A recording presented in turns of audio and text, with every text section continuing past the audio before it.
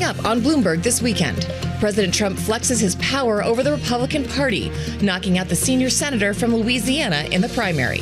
Our country is not about one individual. It is about the welfare of all Americans, and it is about our Constitution. Is it a warning sign for Republicans who cross the president? And we're days away from Nvidia earnings after CEO Jensen Huang traveled to China with the president.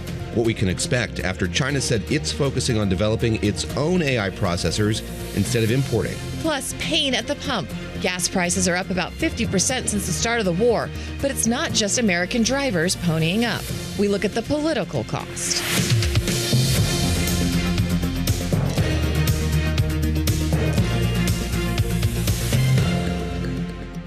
Welcome to Bloomberg This Weekend. We are coming to you live from Bloomberg's world headquarters in New York. I'm Christina Ruffini. And I'm David Gura with Lisa Mateo. It is Sunday, May the 17th. Welcome to our listeners and viewers on all our Bloomberg platforms, on radio, TV, streaming, on Bloomberg.com, and on the Bloomberg Business app. Our focus this morning, at least in part, Christina, on Louisiana, this Republican primary that took place after yesterday. many weeks of foreign policy, we're going domestic today because you have Bill Cassidy losing his primary, which is not completely shocking, but the fact that he didn't even finish in the top few is a little surprising, Raises I think. a lot of questions about the power of the Trump endorsement in that race and others going forward. So we'll be talking about that over the course of the morning. But first, let's got to check the headlines with Lisa Mateo. Lisa? And let's start there. President Donald Trump getting revenge against the Republican who voted against him, as Senator Bill Cassidy has been knocked out of the Louisiana Republican primary. The people who voted for me want leaders who work for the good of everyone, not just for themselves. And as your senator, that's been my mission. Cassidy was one of 7 GOP senators who voted to convict the president on the charge of inciting insurrection on January 6, 2021. He placed last in a 3-way race against Representative Julia Ludlow and State Treasurer John Fleming. And Ludlow was endorsed by President Trump and thanked him last night. When he endorsed me in January, I knew this was going to be a tough race. But tonight, Louisiana sent a clear message that they want a candidate to represent them in the Senate who will always put America first and never turn her back on Louisiana voters. Ludlow and Fleming have advanced to a runoff that takes place June 27th. In Alabama, thousands attended protests in Selma and Montgomery for voting rights. Now, they spoke out against Republican efforts to eliminate majority-minority congressional districts in the South. Senator Cory Booker of New Jersey stressed the importance of having their voices heard. Those moments when we understand that our blessings come with obligation. There is no liberation without obligation. Because if we in our generation do not now do our duty, we will lose the gains and the rights and the liberties that our ancestors afforded us. The rally in Montgomery that drew over 5,000 people. A rare virus strain with no approved vaccine or treatment may be spreading more widely than detected. The World Health Organization has declared an Ebola outbreak in the Democratic Republic of Congo and Uganda a public health emergency after more than 300 suspected cases and 88 deaths. The WHO said the outbreak does not meet the criteria of a pandemic emergency and advised against the closure of international borders. And a strike at the nation's busiest commuter rail line, well, it enters a second day. What do we want? When do we want it? About 3,500 Long Island Railroad engineers, signalmen, and electrical workers, they all walked off the job yesterday seeking higher wages. Riders have been forced to find alternative ways to get to and from New York City and throughout Long Island. The MTA is running shuttle buses and is asking people to work from home if possible. David and Christina, the big challenge is Monday when the new work week starts. Michelle Cassidy telling us yesterday that's likely to be a mess between those shuttle services and everyone just trying to figure out what to do. No one likes a shuttle bus. No one likes does. a shuttle bus. That's true. All right. Thanks, That's Lisa. a fact. All right. Back to that breaking news out of Louisiana, the defeat of Senator Bill Cassidy in a Republican primary. The president backed a competitor after Cassidy voted to convict Trump of inciting an insurrection in 2021. I've been able to participate in democracy. And when you participate in democracy, sometimes it doesn't turn out the way you want it to. But you don't pout. You don't whine. You don't claim the election was stolen. You don't find a reason why.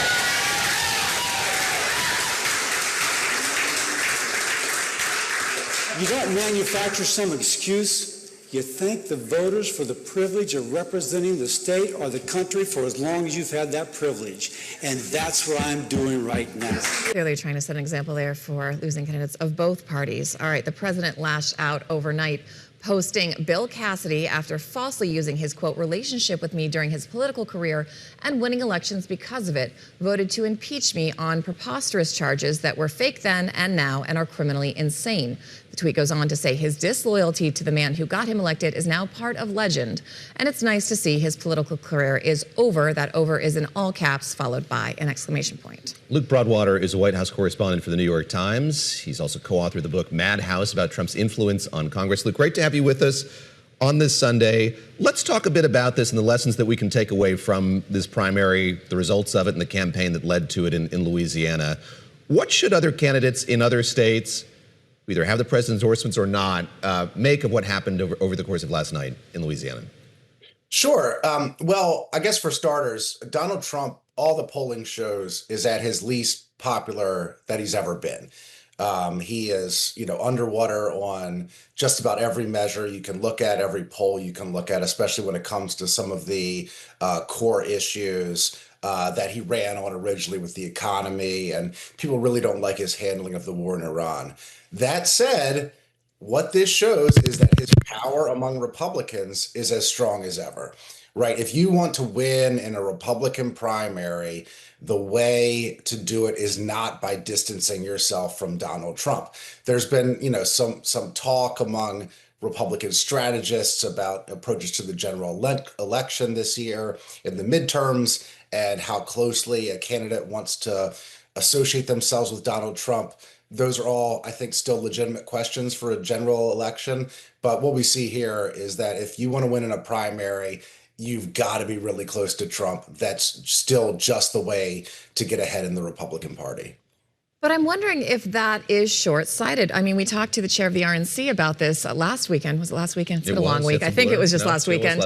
And we asked the same question. We had, the poll numbers show that the president's policies on Iran, on the economy, and Republicans' confidence, even in other Republicans on the economy, is really waning. And we said, is the tactic to distance yourself from those numbers? And he said, no, we are going to run fully into the Trump agenda. We believe this is the best administration in history. That may work in a primary, but is this going to hurt them? And are these sound bites going to get played again and again when these folks try to win a general? Yeah, I mean, I think that's a really open question. Obviously in Louisiana, that's a very red state. It's not going to hurt a candidate to be close to Donald Trump. But when we start talking about some of those swing districts and that we're going to see in the midterm, some of the swing states and the swing districts, then we'll really see that question put to the test. And if history is any guide, associating yourself very closely with an unpopular president who many Americans view as failing on the key issues, I don't think that's a winning strategy. So, again, this is the conflict for Republicans. How close do I have to get to Donald Trump in the primary, and then can I backtrack in the general? We're going to have to see with some of these candidates. There have only been a few candidates still left in office who voted to impeach Donald Trump and are still around if you're a Republican. One of them coming up is Susan Collins in Maine, who will have a competitive general election race. And she's always kept Trump at arm's length. That's worked for her in her state of Maine. But we're going to see whether or not that brand can still exist in 2026. Susan Collins is concerned. I know, Luke, I know you covered the Hill. This is the phrase. Susan Collins is concerned. Yeah. Luke, gaze into your crystal ball and tell me what you see in terms of how you think Senator Cassidy's going to comport himself in the months ahead. I'm thinking of the way that Senator Thom Tillis has been kind of emboldened, speaking out more forcefully against the president and aspects of the president's agenda as he approaches his elective retirement from the Senate. Should we expect the same kind of behavior from Senator Cassidy in light of what you heard there at the top, the quotes that we played from him speaking at that concession event last night? Yeah, I would think so. I mean, I think Cassidy's been constrained somewhat by having to pretend to be so close to Trump to try to stay in office. I think, he's one of these more old school Republicans from sort of the Mitt Romney strain of the party, from the George W. Bush strain of the party, where they really actually don't like Donald Trump. They don't like what he stands for. They have to pretend they do because that's what the Republican base voters want. I remember I was in the Capitol that day when Bill Cassidy voted to impeach Donald Trump. There was a widespread sentiment among Republicans at the time that what had happened on January 6th was wrong and that Donald Trump bore a lot of responsibility for the events of that day. And I remember we were in a little scrum and asked him about it. And he said, I voted to convict Donald Trump because he's guilty. Like that's just what the facts say. So there wasn't really a political consideration for him in that moment. And so I could expect similar bluntness from him in the coming months now that he doesn't have to put on this act that he is so close to Trump and loves Trump so much. I think he'll be free from that, and we could hear him talk, I think, more bluntly on a lot of issues. All right, Luke, hang with us because I know you also covered this recent trip to China of the president, but we want to bring in Jen Judson. She's our Bloomberg News defense reporter based out of D.C. Jen, we're going to kick it over to you because, Trump is back from this Asia trip, and the big thing that is the outlier now is whether or not he's going to approve this Taiwan arms deal. This was a big focus. We've got the president talking about it. We're going to play it for you.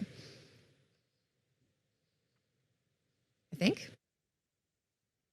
We're not looking to have wars, and if you kept it the way it is, I think China's going to be okay with that.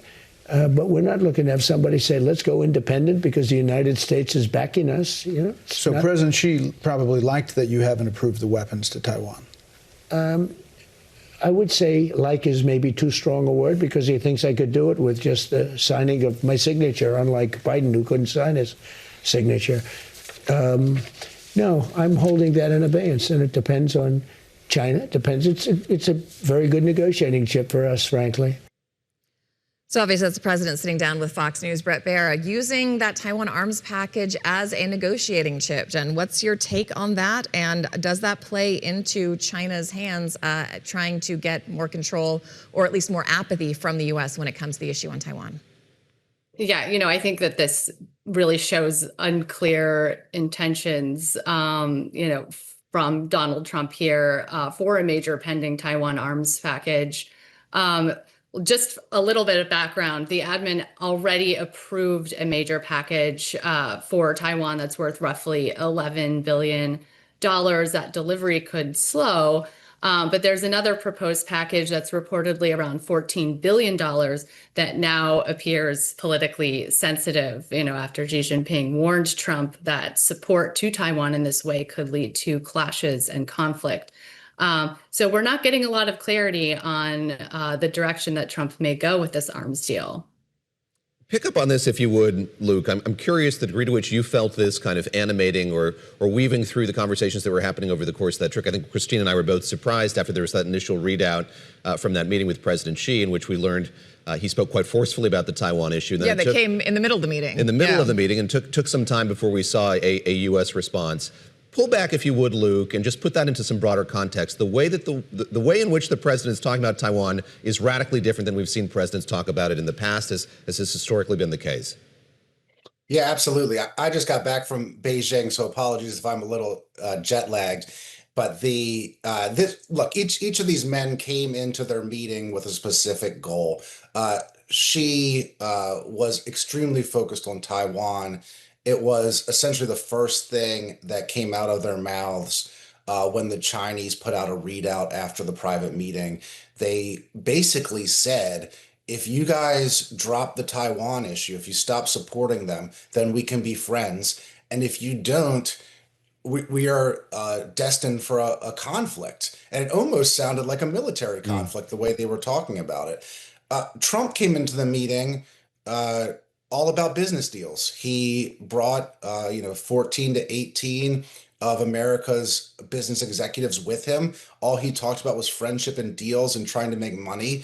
And so you have two people with extremely different strategies. Trump, in all of his comments afterwards, didn't care much about Taiwan. He talked about how far away it is from us, and it's not really on the agenda of the American people. But this was the focus for China. And so it does sound like, based on Donald Trump's rhetoric after this meeting, that President Xi of China really got through to him, and that he is breaking with the traditional American foreign policy of decades, which is to support this little democracy right by China against an autocracy. So, it seemed that Donald Trump was impressed with President Xi, liked what he said about Taiwan, and is now having second thoughts about America's support. Jen, I want to pick up on something that Luke mentioned, which was going to be my next question anyway, which is President Trump focusing on the fact that it's thousands of miles away and just seems really apathetic of even the idea of engaging this conflict. This comes after we've got the USS Ford returning after 11 months deployment. They did the Maduro raid. They did the Mideast. There's rumors and rumblings that Trump is now setting his sights on Cuba.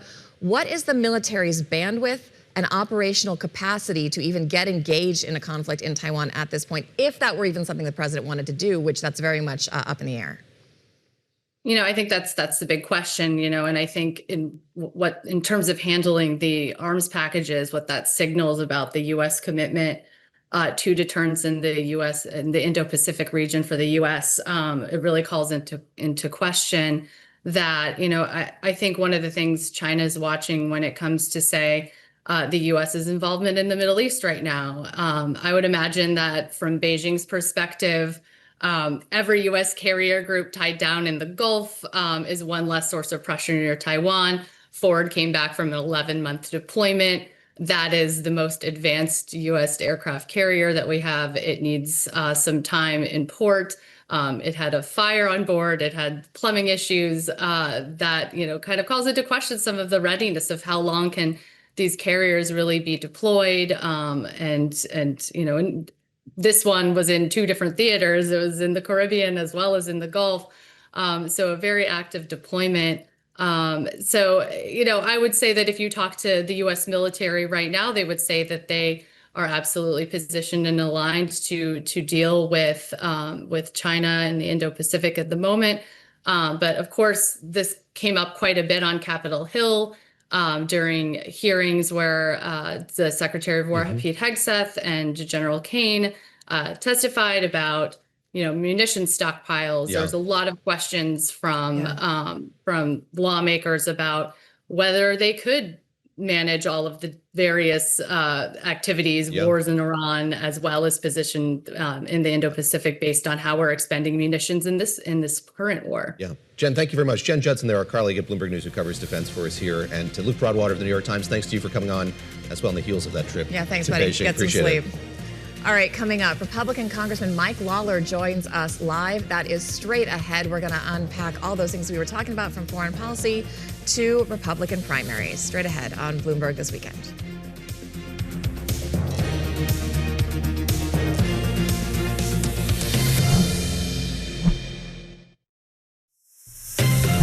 Welcome back to Bloomberg This Weekend. This morning, we are seeing the power of the president's endorsement within the Republican Party as Louisiana Senator Bill Cassidy lost in a primary to a Trump-backed opponent. But will his endorsement pack the same punch in the general election? New York Republican Congressman Mike Lawler earned Trump's nod earlier this month when he gave his complete and total endorsement. But New York 17 is a highly competitive seat, and Lawler was the first GOP rep to win since the 80s. Congressman Lawler joins us now. Congressman, thank you for getting up at such an early hour on 7 a.m. We appreciate you being with us.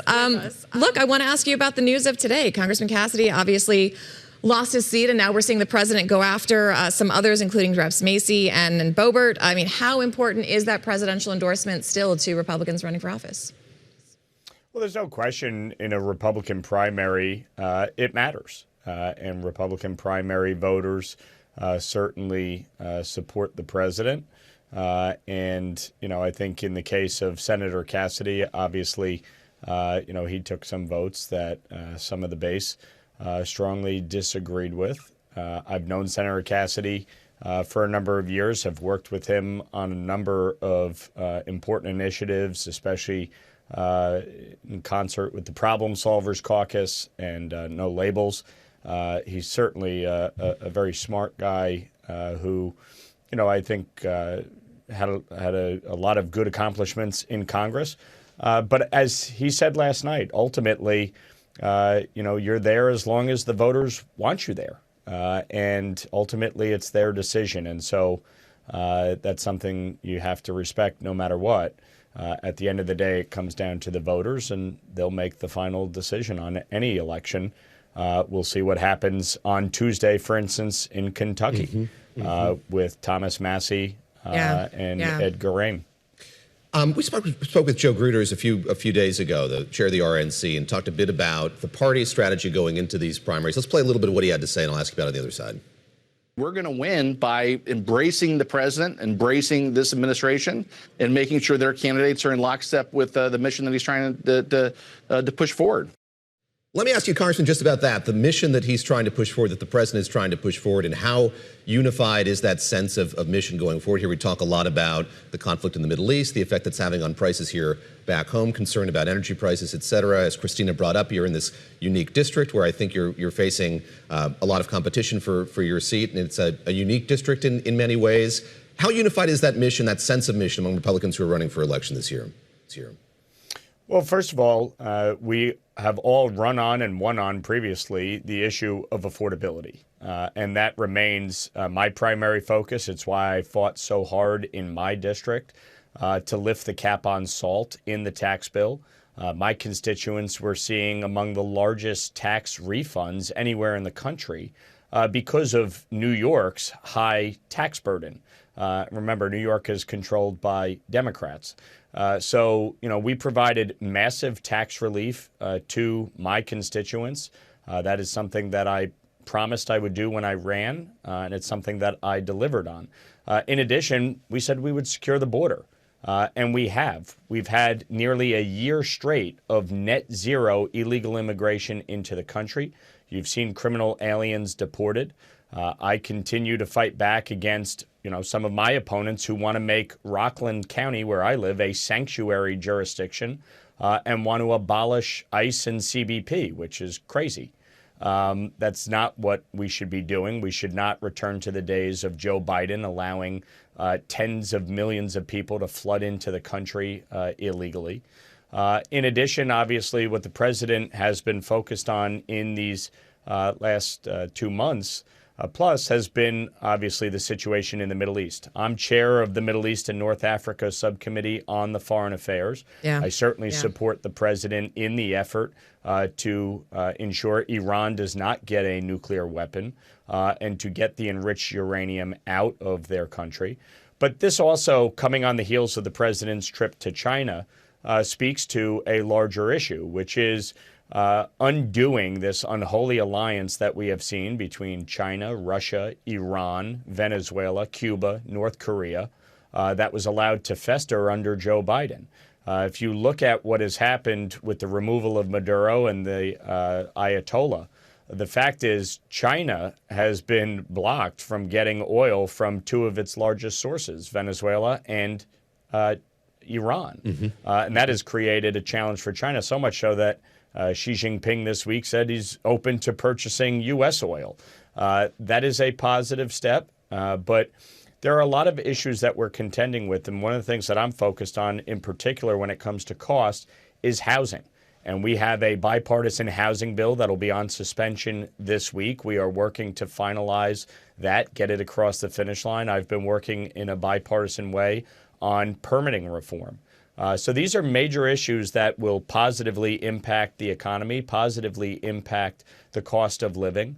And we are working as a Congress to get that done right now. And that's something the president obviously supports. Congressman, I do want to ask you, though, because we have this soundbite when it comes to Iran, where the president says, when I'm talking about Iran, he's focused on the nuclear weapon. He says, quote, I don't think about Americans' financial situations. I can only think about one thing. You can't let Iran have a nuclear weapon. I'm wondering if, honestly, realistically, when making foreign policy or any policy decisions, you believe this president is spending enough time thinking about average Americans and how policies are going to impact them. Of course, he cares about the cost to Americans, and of course, he is thinking about that as we make policy decisions. Would you like to see him focusing on those repercussions more and the real-world consequences a little bit more, or do you think it's good as it is? Well, we are focused on it. It's why, as I just said, we're working to pass a housing bill. We're 8 million units underbuilt nationwide. Part of the reason why housing costs exploded under Joe Biden is because the supply is not there, and interest rates went to 30-year highs. So we've already cut interest rates in half. We are working to actually increase supply, which will actually bring down costs both in the rental market and in the individual housing market. In addition, we're working on getting permitting reform. One of the things that the war in Iran should prove to everybody is that we do not want to be reliant on foreign oil. Democrats do not want to increase domestic production of oil and gas. In fact, they want to block oil and gas. And in the case of New York, for instance, we've seen utility rates skyrocket 58% under Kathy Hochul and New York Democrats. Why? Because they shut down nuclear power, they blocked natural gas, they blocked pipelines. So it's not just the federal government, it is policies being driven at state level in New York, in California, that cause energy prices, for instance, to skyrocket.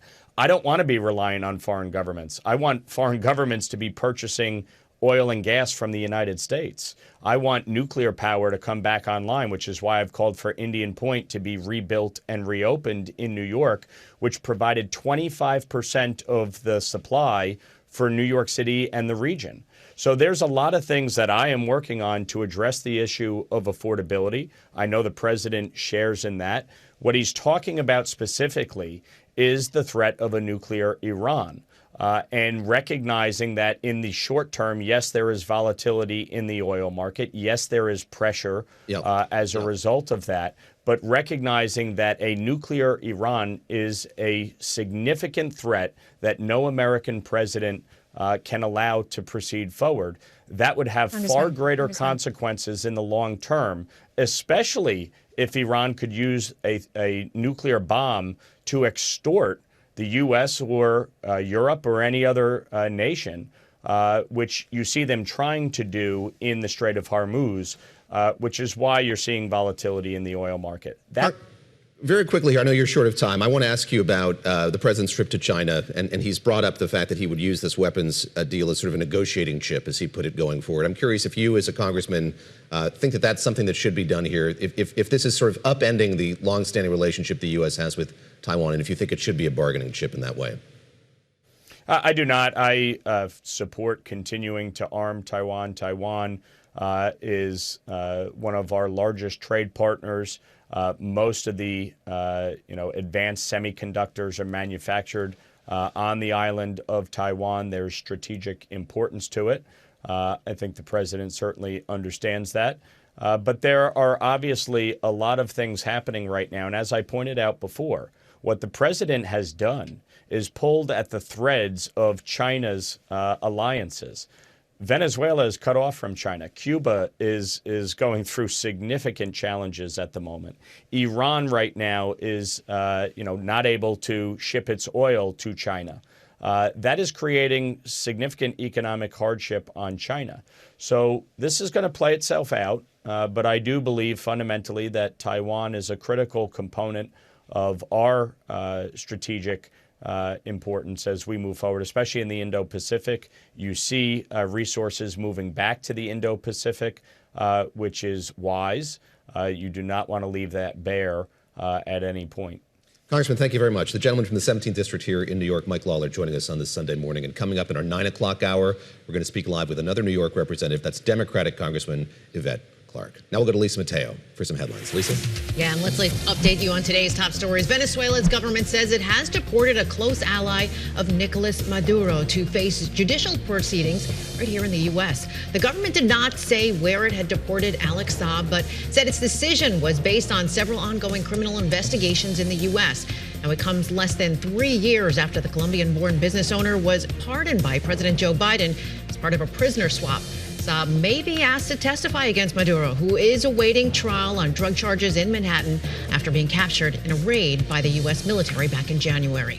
And the sailors aboard the aircraft carrier that was involved in that raid and then sent to the Middle East in preparation for the war in Iran, well, they're back home. The USS Gerald Ford arrived in Norfolk, Virginia yesterday, completing the longest deployment by a U.S. warship since the Vietnam War. Defense Secretary Pete Hegseth thanked them for their service. Absolute resolve, epic fury. It's an incredible story, and the only story that should be told today is of the heroism and the skill and the professionalism of these sailors who went 3 times around the globe to defend that flag right there, which can only do what this strike group does.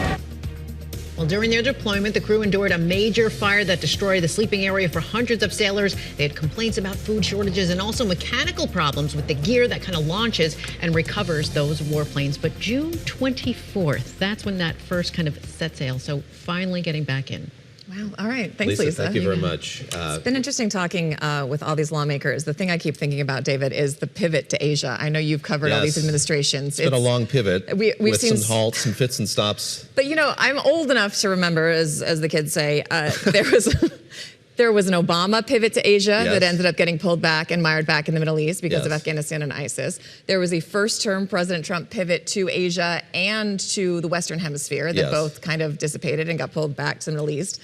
Now we're trying to do a pivot to China, possibly. But again, it seems like the president's priorities are in this region and really wanting to focus on spheres of influence closer to home. Spheres of influence, variations on a theme, I think, as you point out there. And coming up here, I think we're going to get into that a little bit more, just for the way that trade policy, economic statecraft, is influencing the way that this administration is pivoting. 100%. Something interesting to get into as well. Money makes the world go round. All right, President Trump has made trade policy one of his top priorities, highlighted, of course, by this trip we've been talking to China. Our next guest offers some ideas on how to calm an increasingly chaotic global economy. We're going to talk about all the things trade, how we got here, and how something that used to be taken for granted in geopolitics is now very much a contentious issue. Stick with us. We'll be right back on Bloomberg This Weekend.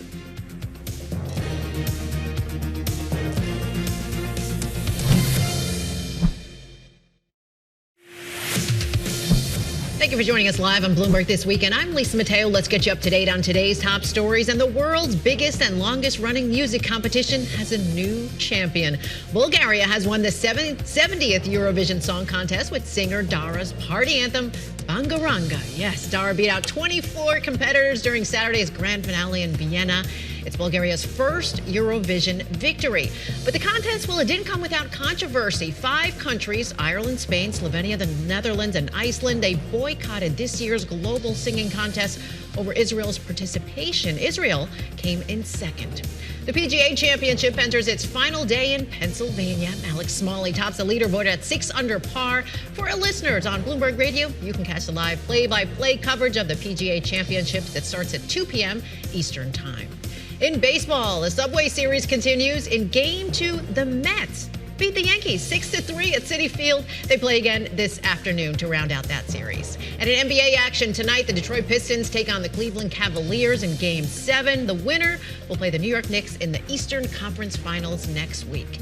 And it was a come-from-behind victory at the Preakness Stakes as Napoleon Solo won the 151st running of the Triple Crown's middle race. The horse held 10-1 odds before the race. Napoleon Solo and his team earned $1.2 million payout. Unfortunately, David and Christina, there will be no Triple Crown winner because a Kentucky Derby horse, you remember, Golden Tempo, did not decide to run in this race. Taking a break. Had to take a break. Yes. You know, you two are always making me talk about sports ball. That Eurovision that's my sports ball. That's my Super Bowl. And that was the most chipper read of a Yankees loss I've heard from you, Lisa. I know. You're devastated, I know. Yeah, putting on a brave face. Putting on a brave face. Thanks, Lisa. Thank you. It has been more than a year since Liberation Day, when President Trump launched his trade war or trade wars in earnest from a podium in the pre-renovation Rose Garden at the White House. That's right. Since that opening salvo, tariff rates have gone up and down and up and down. President's trade policy has been challenged in court, and making sense of it all has been and continues to be challenging. Soumaya Keynes recognizes that. She's a columnist for the Financial Times, a self-described trade nerd, and the co-author with fellow economist Chad Bohn of a new book designed to help. It is called How to Win a Trade War, an optimistic guide to an anxious global economy. Soumaya joins us now. You point this out in the book. There's an old trope which people have leaned on over and over again, that trade wars are unwinnable. The thesis of this is, in fact, you can win a trade war. Yeah, and the way that we do that is that we broaden the definition of winning, right? Okay. So think about winning not as, becoming richer, but as kind of minimizing your wounds, right? So if you think about a real war, no one wins in a real war. People die, it's terrible. Yes. But in some cases, you might have to fight. right? And so winning in that case, as in trade wars, means minimizing your wounds, doing as best as you can, because, in this era of economic conflict, we can't avoid the battle.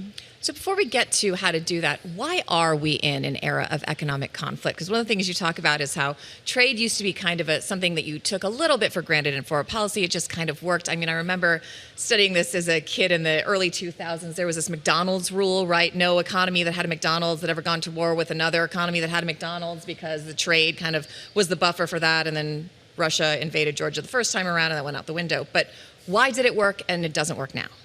Yeah, so I think the simple answer is, we used to have a rules-based system, right? And you essentially had the Americans as the kind of global Navy fleet, right? Patrolling the seas, making sure everyone played by the rules. And essentially what happened is over time, we had the emergence of China. They didn't play by the rules. Trust was broken down. And the Americans said, you know what? No, we're not going to be the Navy fleet anymore. We're going to be the pirates. And we're going to fight for ourselves. Pirates bring a lot of chaos with them. But the underlying problem, which is that you have China, doing its own thing, not playing by the spirit of the rules, means that old rule book just isn't going to work anymore. And so, we've got this kind of, playing field where we can't just switch off our brains and say, well, what would the rule book say? We need to, engage and react and learn how to fight. As you talk, I think of that Mark Carney speech at Davos in which he really says the rules-based order has failed. There's a recognition now, as this trade war continues to unfold, that maybe it wasn't so great after all, that a lot of economies were left to the wayside as kind of the larger powers were able to enjoy the benefits of it. How do you react to that? How good, I guess, to put it bluntly, was the rules-based order for most countries in the world? So, okay. I mean, I think there was always this sense that, the rules-based, who wrote the rules, right? I mean, winners and losers, the biggest player, the US wrote the rules. It was pretty happy with the rules when it wrote them. That said, for a smaller country, right, if you're not in a rules-based system, you're in a power-based system. And they don't do very well in a power-based system, right? And so okay, maybe there were some things about the rules-based system that weren't, nice or fair. But it might be better than a chaotic situation where essentially might is right. And if you find yourself opposing, on the other side of a US or a China, then, good luck to you. So let's look at the recent trip of President Trump to China as kind of an example of where you think that went well, where you think that fight was executed correctly, who you think came out on top, and maybe some tips for negotiating with China on trade in the future. Okay, so now I, as like every other trade nerd in the world, was watching this meeting closely, was expecting or hoping for some deliverables, some concrete things we could analyze, and at the point at which Trump left for DC, there wasn't really much, right. And I think this really speaks to the fact that we're not in a world in which President Trump can, beat the Chinese with tariffs, and the Chinese will kind of meekly say, oh, well, what do you want? Do you want us to announce some purchases to make you feel good? Right? We've kind of moved on from that. Why doesn't that work? Can you break down why that's just not a winning way to approach this? Well, I mean, the simple answer is that China can fight back, right? I mean, we saw last year when China threatened the restrictions of exports of rare earths, these critical components that go into the defense industry, the autos industry. China has weapons too. And after the first Trump administration, the Chinese went away and said, okay, we didn't enjoy that. How do we prep? And this speaks to the bigger lesson when you want to fight a trade war, which is, trade wars are like real wars, and logistics win real wars. Prep wins real wars. You need strategy, you need planning, you need to build up your defense before you run onto the battlefield all guns blazing, right? And that's what Trump didn't do last year, and now I think we're in this kind of stalemate because the Chinese are, pointing at their nice big shiny weapon and saying, gee, wouldn't it be terrible if we used it? There are the principals fighting this war, and then there are those who are kind of caught up in it. And we had a conversation about a week ago with these spice importers who fought back in the court system against the president's latest round of tariffs. And one of the things we asked them was, how did they decide to do this? Why did they feel like they had a shot at subverting what had been put in place? And they felt like they had to, and they thought about the wider impact of what they might do. In a trade war, what is the role of the regular person or the regular company who may disagree with the broader principles of the war, wants to fight back, I guess, against those who are waging it? Yeah, I mean, well, within the U.S. system, one of the main constraints on President Trump's activity has been the courts, right? And in the medium run, in the long run, if the U.S. wants to restore trust in its trading partners, then it's going to need to show that it's going to behave less erratically, right? And so, that court system is one of, is an institution that actually should play to the U.S.'s advantage, right? And so, like one of the U.S. strengths is it has the rule of law, right? It has this kind of, it's supposed to have this kind of predictability to what it does. And so, good on that importer for saying, well, what are the rules we have? We're at least going to play by our rules, and are we, going to make sure we meet those? But I guess realistically, I think a lot of ordinary people are kind of caught up in this, right? And the sad reality is these are big weapons being thrown around by big players, and we really just have to hope the fighting ends. We've only got about a minute left, but how effective are tariffs when trying to create an even playing field for trade? I had an economist once tell me, trying to tariff your way out of a trade imbalance is like him walking into Home Depot with econ books and being upset that they won't even out their lumber that he's bought for his house. But is there a better way to do this? I mean, look, tariffs are not they're not a reliable instrument for reducing your imbalances if that's the thing you care about. Yeah. Now, if there are particular products that are only coming from one place, maybe tariffs can give you an incentive to diversify away from that place. You need to make sure it's not going through other places, but yeah, it's hard. Soumaya Keynes, thank you very much. The book again called How to Win a Trade War. Thank you for coming in. I heard that there is a musical ukulele version of this that I'm disappointed we didn't get to. Next time, you're going to have to come back. Try to crib it. All right, thank you. Up next, a story for you, David, just for the summer. It's going to be great about how men are trying to extend their hot span. We'll be right back. Critical. Welcome back to Bloomberg This Weekend. Lisa Mateo alongside Christina Ruffini. And you guys know millennials, right? You grew up watching these iconic TV dads. Do you remember Philip Banks, Fresh Prince of Bel-Air? Yes, Carl Winslow, Family Matters. They're like those quintessential American fathers. I think they were like my age, and I think of them as so old. But here we are. This is where we are, right? Quintessential American fathers, but in our heads, older. And you got to a point, especially the TV dad, where you were allowed to be an older man. Well, that might be changing a little bit because millennial men are really thinking about what it means to look good at any age. As Chris Rouser writes for Bloomberg, quote, as my dad told me, when you retire, you don't just become a different person. You're the same guy, just in a new scenario. And I know I'd like to enter that scenario feeling, and yes, looking as good as possible. Chris joins us now. So first of all, how's your dad doing with his aspirations of millennial hotness? Or I guess he's older, but...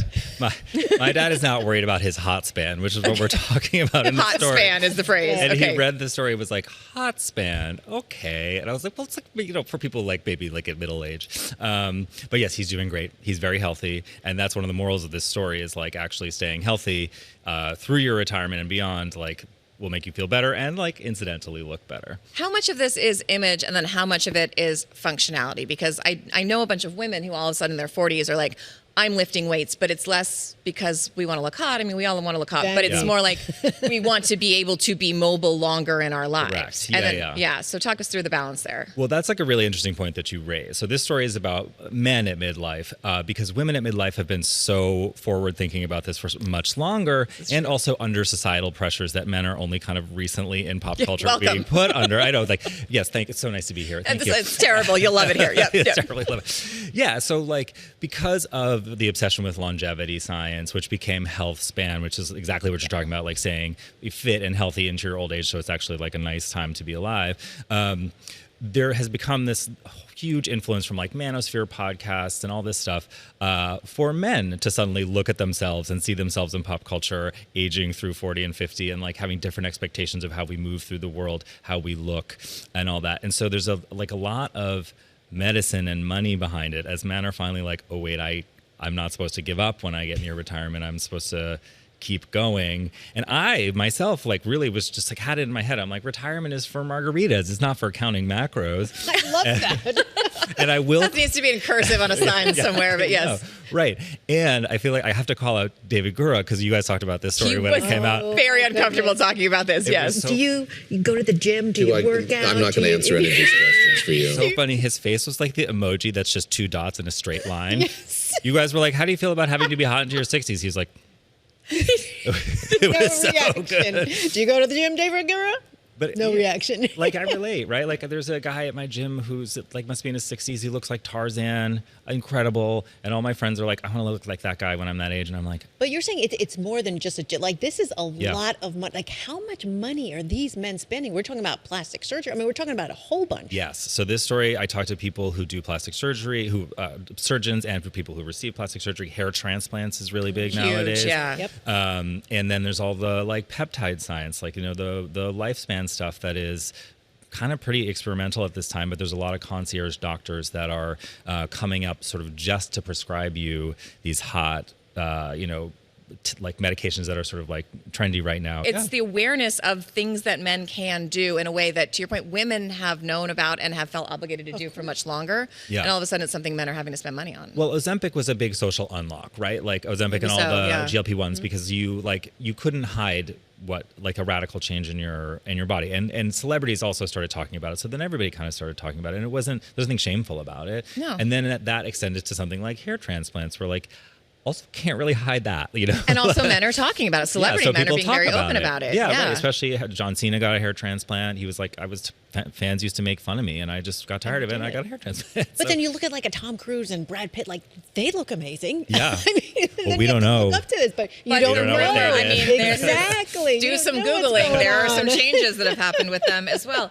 I mean, so what's the takeaway? Part of me karmically thinks this is great, and you all should suffer along with us. Mm-hmm. And then honestly, part of me is a little bit sad because it is a lot to have to deal with. You should be able to embrace the later half of life, health aside, and not care as much about your image. Is there a concern that this is going to make people miserable?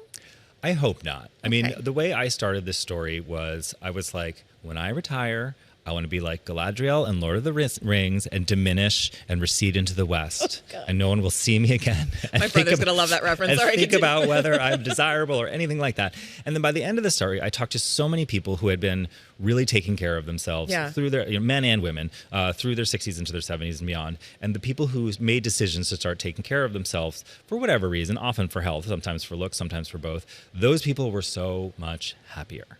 And, and one of the doctors that got into this concierge medicine practice I talked to, Dr. Wesley Spiro, he was like, I used to be an emergency room doctor, and I was dealing with people who would come in with type 2 diabetes and renal failure in their 60s and 70s because they didn't know. Like, they didn't know that they needed to be taking care of themselves or that anything was wrong. And it wasn't like, I want to look like a Marvel superhero when I'm 70. It was like, I just want to be happy and be the walk best version of around myself. and be the best version of myself. And so, actually, I'm hoping that this eye-opening stuff with surgery or without is actually going to help us all be in kind of a better place. Literally or metaphorically eye-opening. Chris Rosser, thank you so much. It was fascinating. Please come back. What do we think, guys? Thanks for including me in that, guys. Is this, I don't know if we can see. I can go away and still be I drew the little emoji. It's called the neutral face emoji, I think is the official name. Do you have a neutral face? I have a terrible neutral face, but... Generic David Gura face is the neutral face. This is meaner. I don't know. Much appreciated, both of you. I wish I had a neutral face. This is one of my bigger problems in life. I'll allow that Chris saw me in the pantry here at Bloomberg after that moment and remarked on what my face. He was amused. He was by very how I disappointed reacted you to it. weren't I'm here sorry in that person. wasn't He there for clearly the came conversation. prepared to discuss your expression with you. All right. Thank you both. On Coming that up note. here on 8 a.m. in New York, the next hour of Bloomberg This Weekend on Bloomberg Television, Radio, Bloomberg.com, and the Bloomberg Business app starts right now.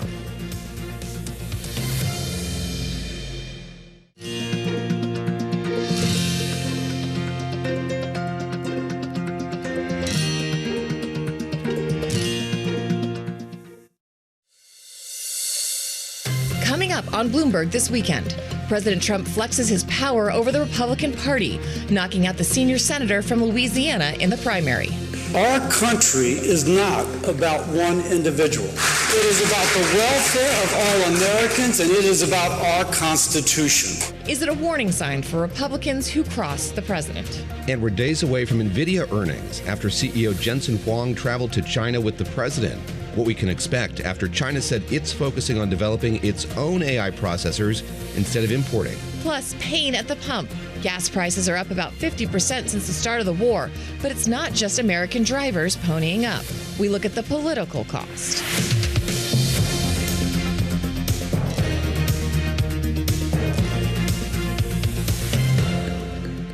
Welcome to Bloomberg This Weekend. It is 8 a.m. in New York. We're here in Bloomberg's World Headquarters. I'm David Gura. I'm Christina Ruffini. We are here, of course, with Lisa Mateo, bringing you Lisa Mateo.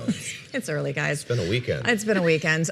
Bringing you all that news from this very long week. Breaking news reports, analysis, everything else live this morning, every weekend. We are here from 7 to 10 a.m. A lot that we're following this morning. We're breaking with tradition, Bloomberg This Weekend tradition, which has been so foreign policy focused. It has been. For those of us who haven't been with us from the beginning, that is because the Iran war launched the morning that we launched our show. And a kind of Nightline-esque 100%. thing. You know, it was like we had designs on talking about domestic policy and the like, but lo and behold, the war broke out. Anyways, this morning, again, our focus is kind of on domestic politics. We're finally circling squarely back. in Louisiana.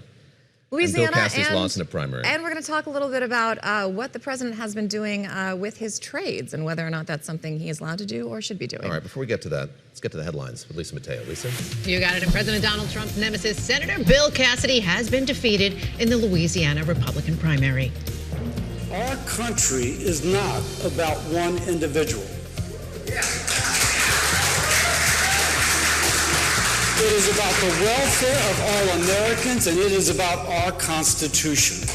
Cassidy is one of the few Republican senators who voted to convict President Trump during his second impeachment trial over the attack on the U.S. Capitol on January 6, 2021. He finished third against Representative Julia Ludlow and State Treasurer John Fleming. Now, Ludlow was endorsed by President Trump and thanked him last night. He endorsed me in January. I knew this was going to be a tough race. But tonight, Louisiana sent a clear message that they want a candidate to represent them in the Senate who will always put America first and never turn her back on Louisiana voters.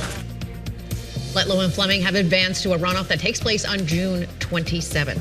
Over to Alabama now, where thousands attended protests in Selma and Montgomery for voting rights. They spoke out against Republican efforts to eliminate majority-minority congressional districts in the South. Senator Cory Booker of New Jersey stressed the importance of having their voices heard.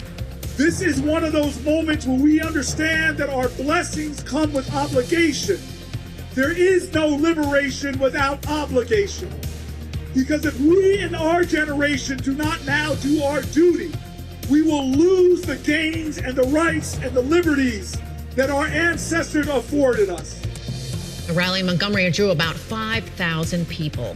Well, a rare virus strain with no approved vaccine or treatment may be spreading more widely than detected. The World Health Organization has declared an Ebola outbreak in the Democratic Republic of Congo and Uganda, a public health emergency. That's after more than 300 suspected cases and 88 deaths. The WHO said the outbreak does not meet the criteria of a pandemic emergency and advised against the closure of international borders.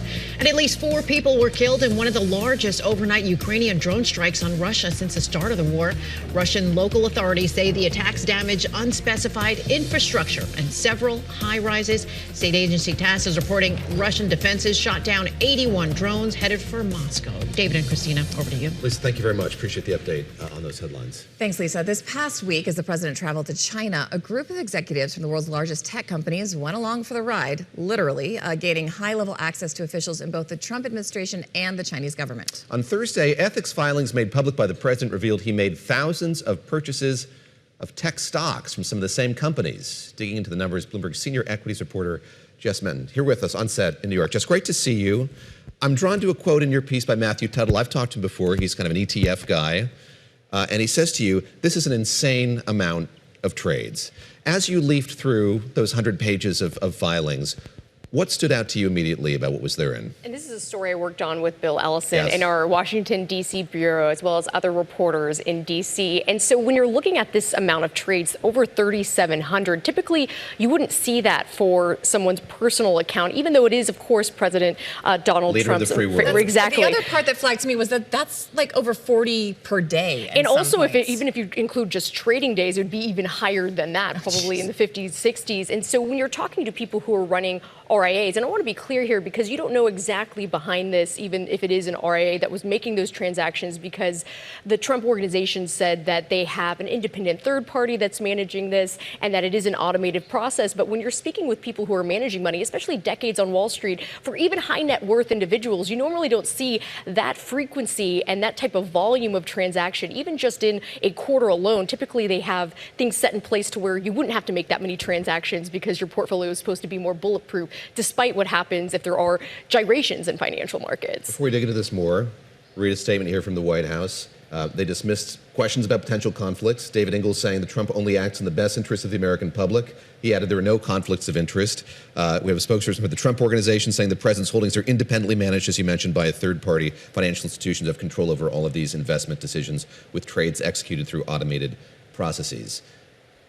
That aside, what kind of trades did we see here? We mentioned those tech companies at the top. What stood out to you in terms of what was actually traded? Well, these are typically companies that the Trump administration is well known to have business dealings with, especially on the back of his visit in Beijing, especially with Nvidia is obviously listed in here, as well as Meta, Microsoft, Amazon, as well as you see other things with Costco and Dollar Tree. But what's interesting about this, and you go through the filings, it's hard to distinguish whether specifically for some of these trades, whether it's specifically toward a stock, whether it's municipal bonds, because we've seen other disclosures from this past year where, say, in the fourth quarter of last year, it was around 380 different trades. So you went from that at the end of last year, many fewer, but still elevated, right? If you think compared to what people typically would do in high net worth individuals for those types of movements there. So it's hard to distinguish specifically if it was unloading specific stocks, whether it was Nvidia or Meta. But even if when I'm speaking with people managing money, some of it doesn't quite make sense because some of those stocks and how they've performed since the end of March, say Amazon on a stellar run, especially in April. I mean, we've seen it up double digits at this point, but then Meta a bit more mixed. So say if you are talking to people managing money, why not just buy and hold something? And so maybe that raises a lot of their questions because they're wondering, well, is it more like an algo? Is it multiple money managers and financial advisors? We don't necessarily know that just now. I'm going to step back and ask a series of stupid questions. Why don't we know who or what is exactly making these trades? Is this legal? Is it precedented? And there's information that doesn't show on disclosures. What is that? Typically, when you see prior presidents, it's normally a blind trust and an independent financial advisor. I have that here. I think Obama did treasury bills and a diversified mutual fund, and Biden apparently didn't trade stocks. Right, and Bill Clinton also had a blind advisor, as well as President Herbert Walker Bush. So what's interesting here, there was a Stock Act, I believe it was back in 2012, and it would be triggered particularly by a certain amount. And President Donald Trump is the first one to do that. So he started disclosing that. We started seeing that beginning in last August. So most of it's rule been... is you have to disclose it. As far as if it triggers it by a certain amount. And so he's the first one to do that. And most of it's been more toward municipal bonds. I mean, we saw that toward the end of last year. This is a little bit more question because we're wondering, well, is it still municipal bonds that they're doing? And you can't necessarily, when you're going through all of this, see specifically whether this is a derivative, whether this is a stock, whether this is a bond. So there are those questions about just the volume of those trades, what exactly is going on there, and if it is automated process, like the Trump Organization was saying, but people still are wondering because you don't normally see that in high net worth individual accounts. And you can't see the exact timing, right? Well, there actually is. On February 10th, there was a number of transactions with some of these big tech names, Nvidia included, and then about a week later, obviously there was different deals and things being made with Nvidia. So that was something that raised some eyebrows among people on Wall Street. But again, we still need more information because it doesn't necessarily dictate and lay out all of that in these regulatory filings. I'm going to make an observation, a long-winded one, and then you can comment on it if you'd like. That is... Get comfortable. Here we go. You have a president now who is meeting with these executives in a way that past presidents haven't, talking about these companies, in some cases getting the U.S. government involved in private companies in a way that we haven't seen either. I think of Intel in particular. Were I his independent investor operating in some capacity away from the president, he may not be directing me to make trades, but it is not difficult for me or for you or you to ascertain sort of what companies he's interested in, where you see movement as a result of that. It's just there's a novelty in the projection of what might be of interest to this president, and obviously you're able to see the reaction as he talks about these companies in the market in real time. I mean, if you're a stock guy, you see him getting onto the plane with all these execs, you just like start clicking through, right? It's not even telegraphed. It's just there. It's there, plain and simple, for you to see. And you you see, based on these meetings that he's had with all of these executives, especially on the back of what was going on with his visit in Beijing, and again, to make it clear, we don't know that President Donald Trump was actually making these transactions too, or whether his sons were doing that as well, because we know his two older sons oversee a large swath of his financial portfolio. But they're making it clear by the Trump organization that this is a third party and supposed to be an automated process. But to your point, David, when you're thinking about the meetings that the Trump administration has with these big executives, that's why some people on Wall Street more so are wondering, well, what do we not know? When you're the president of the United States, you have so much at your disposal. They're wondering, well, what information do we not have and what type of trades we're making? Can I get one last question in on that point? So you brought up the fact that I think this, and somebody said this to you, like Adam Saran said this to you, wondering sort of how these trades meted out in the end. Were they positive or negative? My question to you going forward is, what don't you know that you want to know going forward, and what are you going to be watching for here as we get to future quarters of releases? And when's part 2 coming? Right, and Adam Sarhan of 50 Park Investments, I mean, he made that point because he said, I would like to see the account. Was this negative or positive by the end of this? Because when I brought up Meta's mixed performance, I mean, it doesn't quite make sense because it wasn't at least like that was a great trade if you Also, all did those sell tech all of stocks that. had a bad week after that trip. And then the other thing Adam was pointing out, as well as many others, you can't really say anything illegal happened based on these filings. You have to be very careful with that because, again, it doesn't specifically disclose all of this was stock, whether all of this was municipal bonds. You have to be careful when you're looking at these regulatory filings. We're just seeing there's a massive volume of those trades, and that's what people are wondering, what's going on beneath the hood there. Jess Metten, great job on this story. The kudos whole to team, you kudos to the and whole Bill team. Allison I and have seen everybody. this absolutely everywhere. It ran through Twitter like wildfire, and really good old school work. Yes, Congratulations. and great to have Thanks you for here on coming set with us in New York. Thank you for coming in. We are monitoring a volatile morning for global markets as President Trump ramps up pressure on multiple foreign policy fronts, tracking multiple flashpoints simultaneously. In the Middle East, a widening conflict with Iran is triggering sharp fluctuations in Brent crude, for instance. In Latin America, we've got severe new economic sanctions that are directly targeting Cuba's primary revenue streams. Meanwhile, high-stakes trade friction with Beijing continues to complicate multinational supply chains. All right, joining us now to break down the economic and geopolitical fallout of all of that, I hope she's had her coffee, is Missy Ryan, national security reporter at The Washington Post. She's also at The Atlantic. Missy, I want to start with just when you look at briefly this trip of the president to China and the fact that he is using this Taiwan aid package, the second package, as a bargaining chip. What is your take on that? And is that in itself a win for Xi coming out of that trip? Yeah, that is absolutely a win for Xi. Even just putting that on the table obviously is provoking a lot of concern in Taiwan. And I think for U.S. partners across Asia, it really goes to show that the United States is not necessarily going to stick to its traditional alliances and is willing to at least consider reneging on the military support, the political and military umbrella that is provided to countries that rely on a U.S. counterbalance to China. So he may not follow through with that. And you would think that he would have actually made a deal in China if he was going to, but certainly it's not good news for Taiwan. Missy, I'm curious as you watched this trip unfold and heard all of the comments about Iran. Of course, the prelude to these conversations that took place in Beijing was another summit between the foreign minister of China, the foreign minister of Iran. What you walked away from in terms of the role that China is playing now and is prepared to play in trying to ameliorate or solve this conflict in the Middle East? Yeah, my impression was that China is not really interested in using a lot of political capital to end this war. It's not clear. China has relied on Iranian oil. Obviously, China has an interest in maintaining global flows of commerce. At the same time, there's only so much leverage that China has over Iran, given that this is an existential situation for Iranian leaders.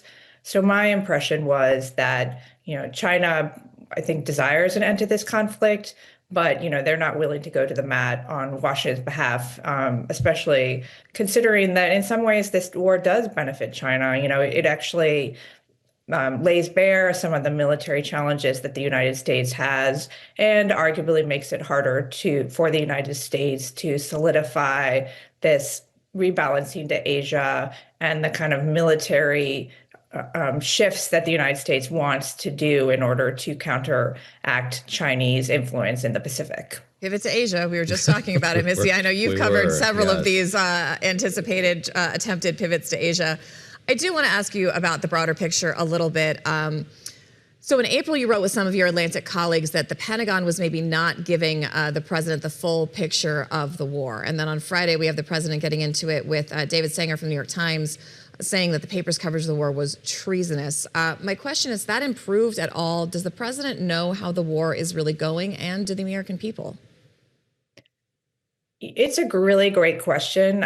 You know, the president, we've known since his first term that he doesn't consume intelligence or I think, you know, other kinds of information in the same way as other presidents have. You know, every president has different preferences, of course, but in terms of the, you know, lengthy, dense intelligence briefings that, you know, that the PTB briefers have typically done, he doesn't have that same appetite for that information. You know, we know that he's relied on these videos that the Pentagon has produced.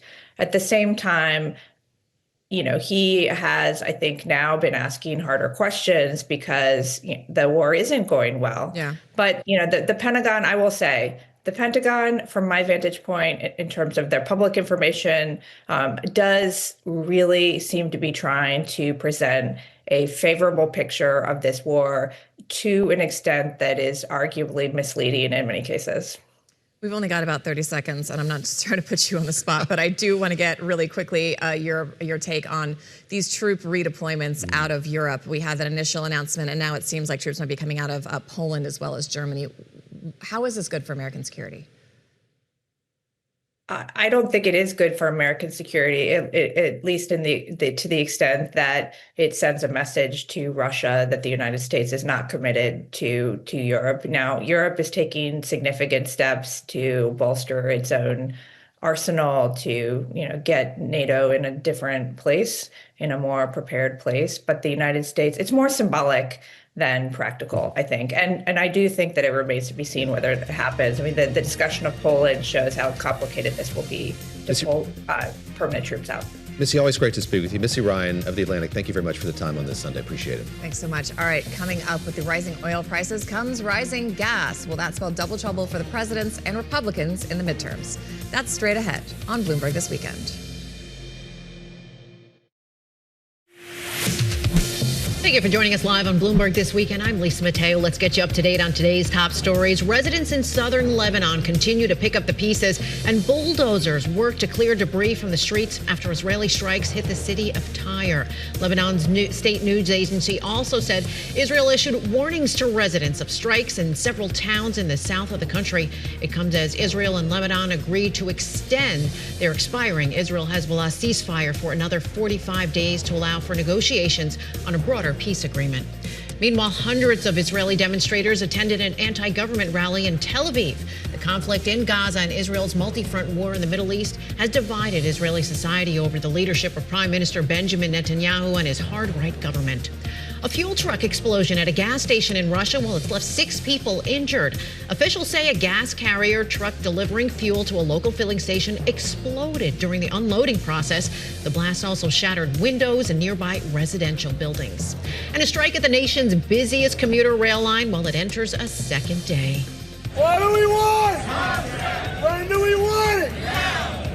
About 3,500 Long Island Railroad workers walked off the job yesterday seeking higher wages. Riders have been forced to find alternative ways to get to and from New York City and throughout Long Island. The MTA running shuttle buses and asking people to work from home if possible. David and Christina. It's going to be a mess. That's my bet. It is. My Monday. prediction. Oh, Monday. This is why I can walk to work. That was walk my to one work. thing when I moved to New York. I was afraid of all of this happening, and I walked But a to lot work. of people rely on the LIRR, and I think, Yeah. it sounds like it won't be resolved anytime soon. Doesn't sound like an advance of Monday. Lisa, thank you very much for that update. Well, average gas prices are now just 50 cents off their all-time highs back in 2022, just a week before a record-setting Memorial Day travel weekend. AAA predicts 39.1 million people are going to hit the road in the coming days, and they're going to be paying a lot to do so. Bloomberg senior U.S. oil reporter Kevin Crowley joins us now from Houston. All right, Kevin, we just keep doing this. As the war drags on, the strait is still shut. Have we reached a ceiling? Are we nearing a ceiling? Do we see a ceiling, or do we think these prices are going to continue to rise? It's a very good question. I mean, it keeps getting worse. I mean, the Brent settled at $109 a barrel this week. It's up 10%, and really there wasn't really much progress at all. I mean, Trump's meeting with Xi Jinping, there was some hope in the market that was going to bring some kind of tangible results to negotiation. China being the largest buyer of Iranian crude, but nothing. There was no real meaningful progress on that front whatsoever.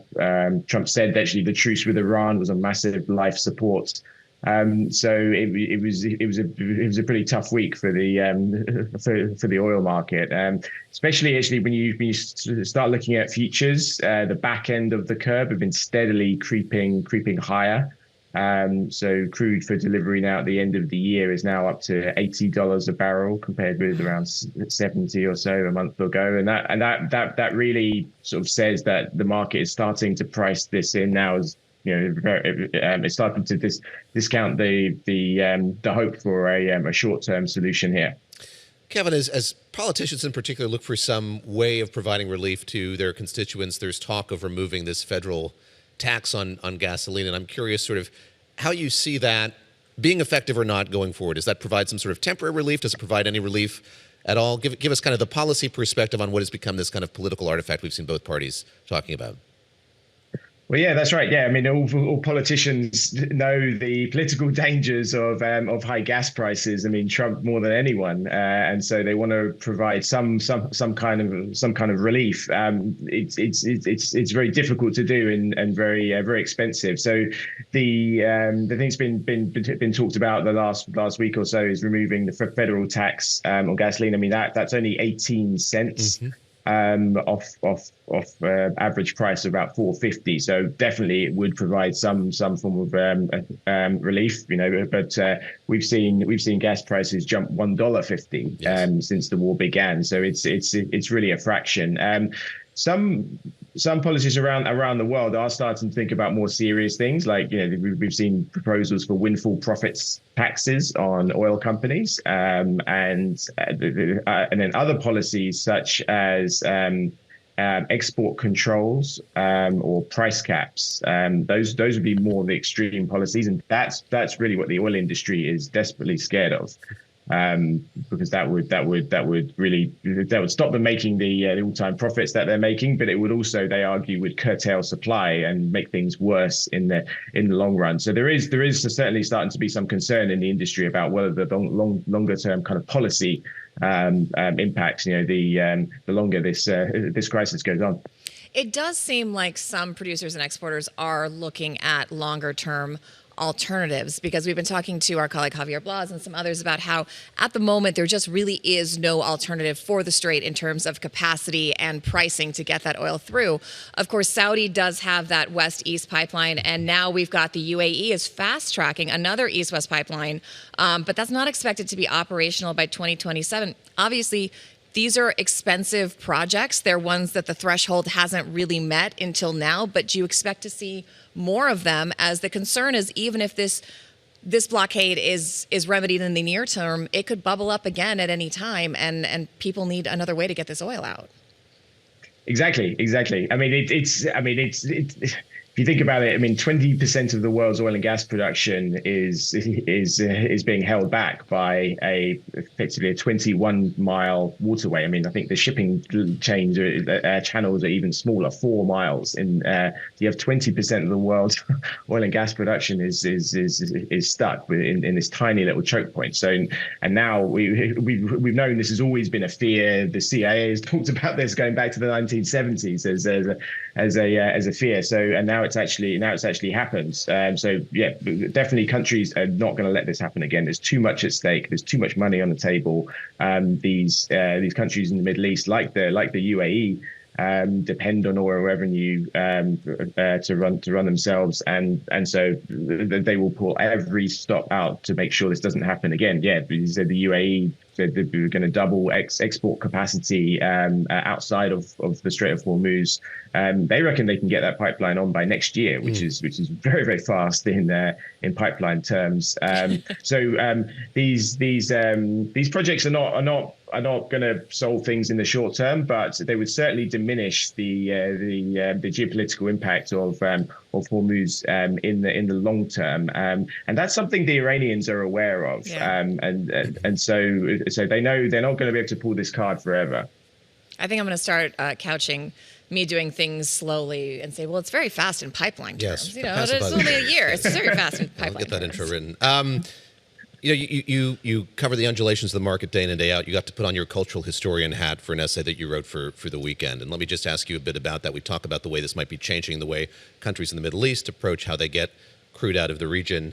I'm curious the effect it's having on the American populace, seeing this happen and prices go up so much as they may. And I'm going to read just a bit from your essay here. You write, in the latter half of the 20th century, freedom was bound inextricably to the motor vehicle. Imagery of the open road became the backdrop to songs about love and loss, corruption and chaos, risk and reward. Think of the iconic albums like Bob Dylan's Highway 61 Revisited, Bruce Springsteen's Born to Run. There is something quintessentially American, I'm breaking no ground here, about the car, about driving, about the open road. Do you think that the moment we're in, as this continues to progress, stands to change our relationship with the motor vehicle? No, I think it enhances it. I think this movement shows how important the open road is and the freedom to move is for the American spirit. I mean, as a Brit coming here nearly 9 years ago now, I found it rather curious that the share of disposable income spent on gasoline has dropped massively over the decades. Even now, it's only, even after the recent price spike, it's only about 2%.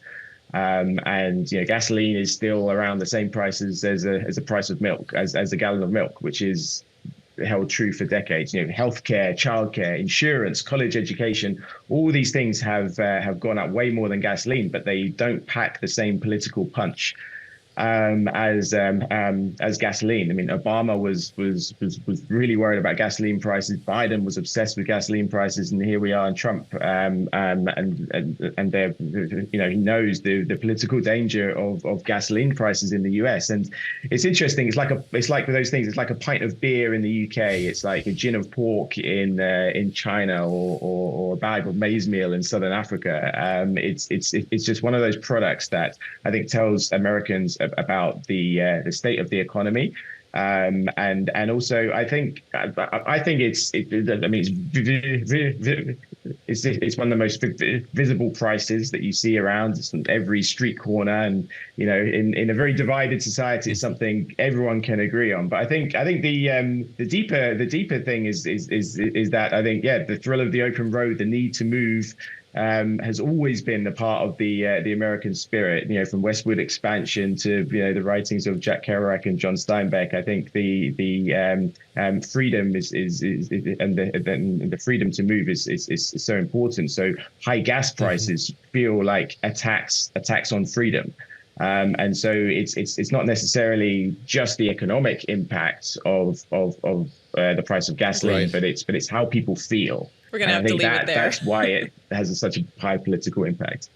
Kevin Crowley, thank you so much. And I know you're in Houston, so you'll be doing a lot of driving and a lot of freedom on those miles. Thank you for joining us. It's a great piece for the week. I do check out Kevin Crowley. Thank you very much. This week, Bloomberg's Balance of Power heads to Georgia, ahead of that state's crucial midterm primaries. Have a preview with Joe Mathieu and Kailey Leinz in our next hour.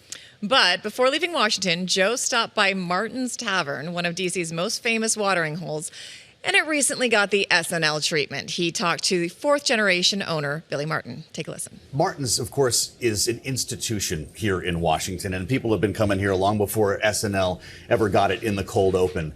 And I'm fascinated by the product that you sell, because you sell history just as much as you sell food, right?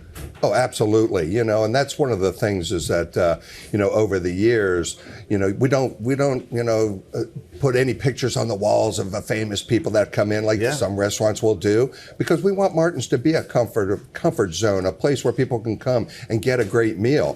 But as it happens, as it has, over the years, many things have occurred here that has made us into sort of a great political place to come and hang out. Well, it's a museum when you walk around here. I mean, elements of the New Deal were hammered out in the back cove there. There was a certain proposal made at this booth behind us? Yes, John F. Kennedy proposed to Jackie Bouvier in our booth here. The Rumble booth, also something that JFK used for a pretty important project. Yes, we have a little seat there called the Rumble seat. It's a very interesting half booth, and couples love to sit there. I like to sit there many times by myself. Okay. And yes, John Kennedy drafted a lot of his inaugural speech there. Ask not what your country can do for you. Ask what you can do for your country. Right between them, the Nixon booth, which is not lost on us. The fact of the matter is, though, this is a neighborhood restaurant when it comes right down to it. You just happen to be in a very profound neighborhood. Absolutely. And, I think Martin's, we were one of the first places here. I mean, if you go back and look, when we opened it after Prohibition ended, Georgetown was not the neighborhood it is today. And so it's been just a great time to watch how we have grown with the neighborhood. And Georgetown it's a very unique neighborhood with very rich history. But it's, my father used to say, Georgetown's like a pendulum. It swings up and it swings down. How about that? And right now, wow, Georgetown is on the major upswing. Yeah. It's really happening here now. Well, happening. All right, we are going to check in with Joe and Kailey a little later in the show to talk about those primaries coming up. Coming up in Education and Power with Theo Baker. That's next. Thank you for joining us live on Bloomberg This Weekend. I'm Lisa Mateo. Let's get you up to date on today's top stories. President Donald Trump's ballroom funding. Well, it's hit a temporary roadblock in the U.S. Senate. Senate parliamentarian Elizabeth McDonough, she said that the spending didn't comply with Senate budget rules. Republicans plan to try and rewrite the bill to comply. Democrats said they would continue to fight the project. It was a come-from-behind victory at the Preakness Stakes as Napoleon Solo won the 151st Triple Crown's middle race. The horse held 10-to-1 odds before the race. Napoleon Solo and his team earns a $1.2 million payout. The PGA Championship enters its final day in Pennsylvania. Alex Smalley tops the leaderboard at 6 under par. For our listeners on Bloomberg Radio, you can catch the live play-by-play coverage of the PGA Championship starting at 2 p.m. Eastern.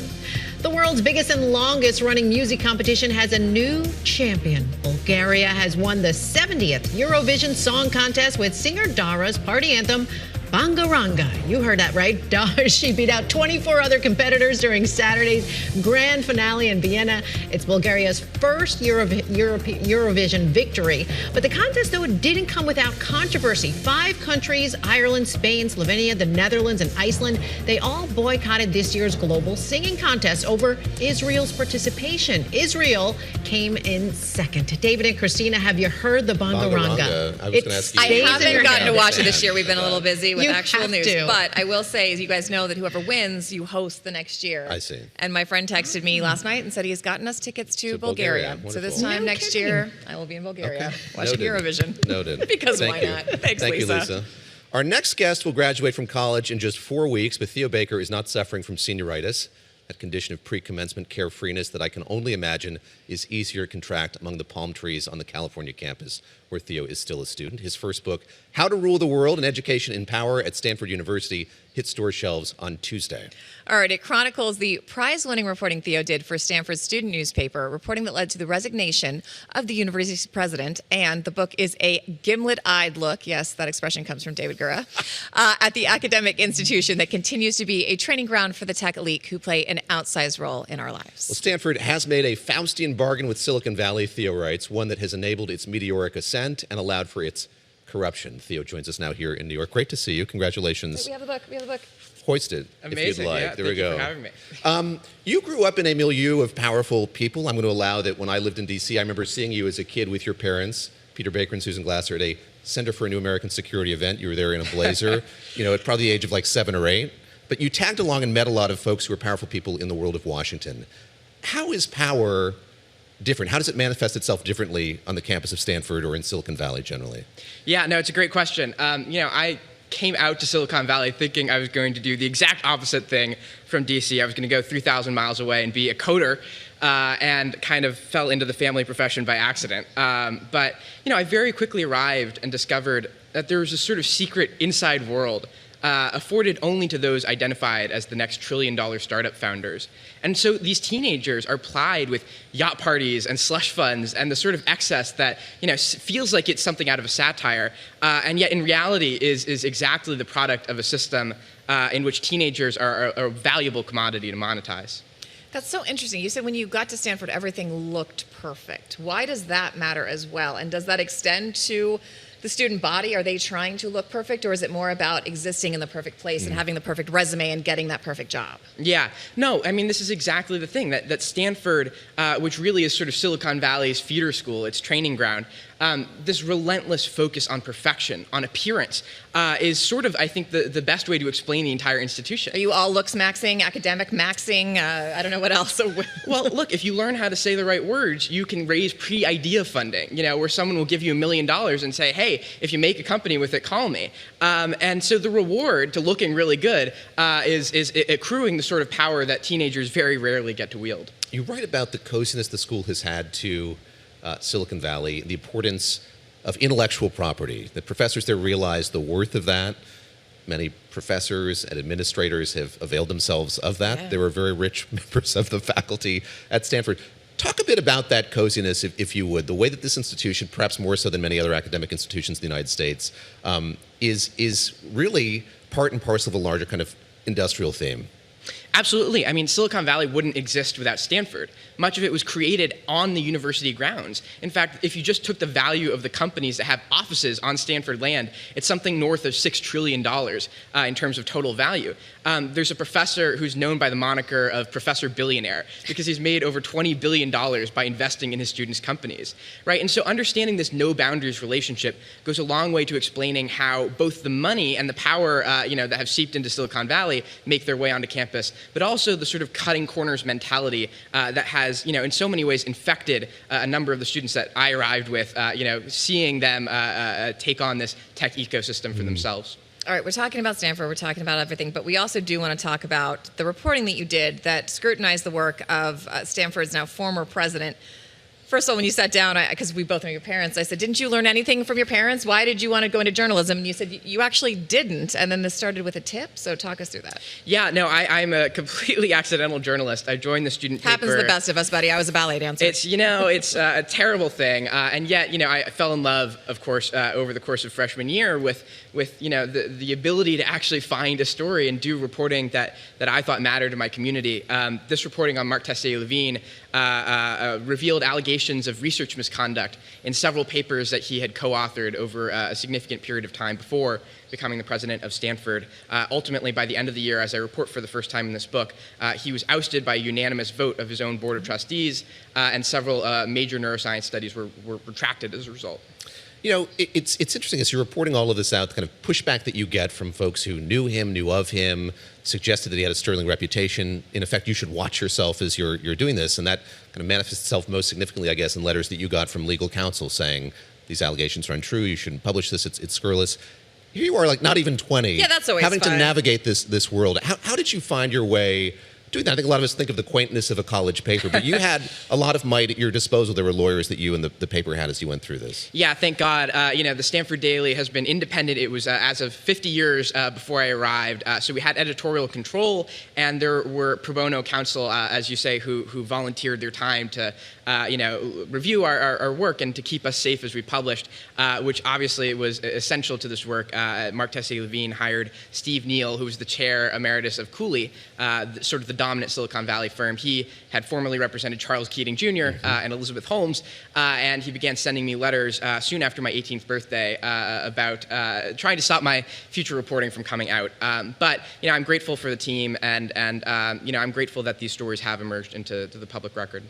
All right, so you're graduating in how many weeks? Gosh, I think it's a little over 3 weeks now. Okay, have you done all your homework? I know you're here on a Sunday. I do have an assignment for Sleep and Dreams I have to turn in after this. I'm not digging into that. We were talking about the break. For another time. Look, It's a very hard time, it seems to me, to be a young person right now. And I just want to ask you broadly, are the kids all right? How are you guys doing? Do you feel like you're going to find your place? Well, some kids are, some kids aren't. But this has also been interesting, right? I came on campus right at the beginning of the AI rush. Yeah. And at Stanford in particular, this has been a crazy time. ChatGPT came out 2 months after we arrived. And now as we graduate, some people have learned how to make a meteoric fortune off of this. Yeah. They have, the guy who taught me how to shotgun a beer freshman year dropped out. 6 months after he started his company, it was valued at over $1 billion. But for a lot of people, the ladder has been sort of drawn up, taking away these starter positions. Got about a minute left. It's a book about Stanford and your experience there, both doing all of this reporting and just digging into the academic life there on that campus. Are there or is there a broader lesson to be drawn about an institution like Stanford in American life today? Absolutely. I mean, Stanford is the vanguard of so many trends that influence the rest of higher education. Many of the things that begin out there, including the sort of corporatized university, have filtered out to various degrees. So I think understanding what's happening, in the middle of Silicon Valley's training ground, where so many of the great technologies that affect all of our lives are being shaped, is essential to understanding how the next Elizabeth Holmes or the next Sam Bankman-Fried comes to be. Theo Baker, clearly overachieving, just like the rest of his Stanford class. Very impressive. Get the book. Thank you so much for coming on. Yes, Theo, great to see you. Thanks for coming on. Thanks so much. New York. All right, come up here. Nvidia will release earnings later this week, following a bruising day for tech stocks on Friday. Our colleague Ed Ludlow is going to speak with CEO Jensen Huang. Ed's going to join us next ahead of that interview on Bloomberg This Weekend. And of course, you can explore our other live interviews, streaming, and all our content for TV shows, documentaries, everything on Bloomberg.com, the Bloomberg Business app, and our new video hub, which you should check out. We'll be right back.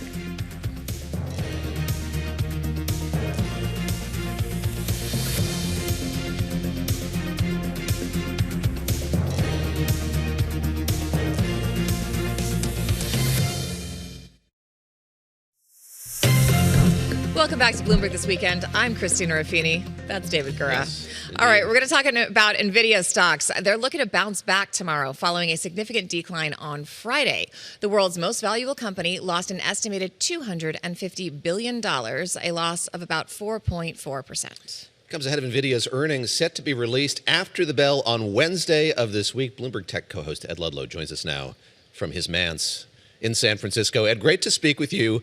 What can we expect in these earnings? What's Wall Street anticipating out of these earnings on Wednesday? What are we going to learn? Yeah, they're expecting a lot. The Nvidia story, generally speaking, has been about an unstoppable company, now the world's most valuable company that is growing its revenues at about 75 to 80%, is highly profitable, has unprecedented margins in an industry where the economics are really brutal. And in artificial intelligence, but the commonality between Nvidia and all of the companies that buy its chips, either to train AI models or to run them, is that the demand for that is outpacing Nvidia's ability to supply it. And that's always a pretty healthy position to be in. But as you alluded to, the kind of unknown is China. And the state of play for Nvidia is Nvidia has a base case assumption until this point where there is no revenues coming from China. And so you guys tell me, what was the conclusion of So we've been talking about it all morning, Ed. It's still a little murky. Yeah. We don't know. Yeah. And so the sell-off on Friday, that's the whole point. It turns out you can get a last-minute seat on Air Force One to go with the president. Seats are available. Get the jump seat. But it doesn't guarantee you at the outcome that you wanted to going there.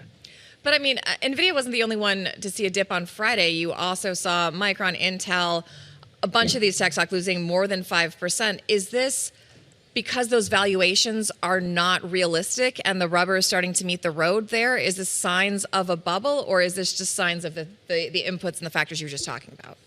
Yeah, probably a little bit just giving back after many, many weeks of what a lot of people in the markets were calling a melt up, right? Yeah. And so you always have to think about relative performance. I love to stare at squiggly lines on charts. I know that you guys probably saved the Bloomberg This Weekend audience from that, and I commend you for it. But sometimes you just got to look at the We're an squiggly audio line. first product, so they generally discourage us from using Yes. too many squiggly That's lines because then we have to describe what people are seeing. But I completely get it. So the squiggly line on Friday, as you quite rightly point out, was pretty sharply downward. But if you extrapolate out and look at Nvidia in particular, since the end of March, it's just been on an astonishing run.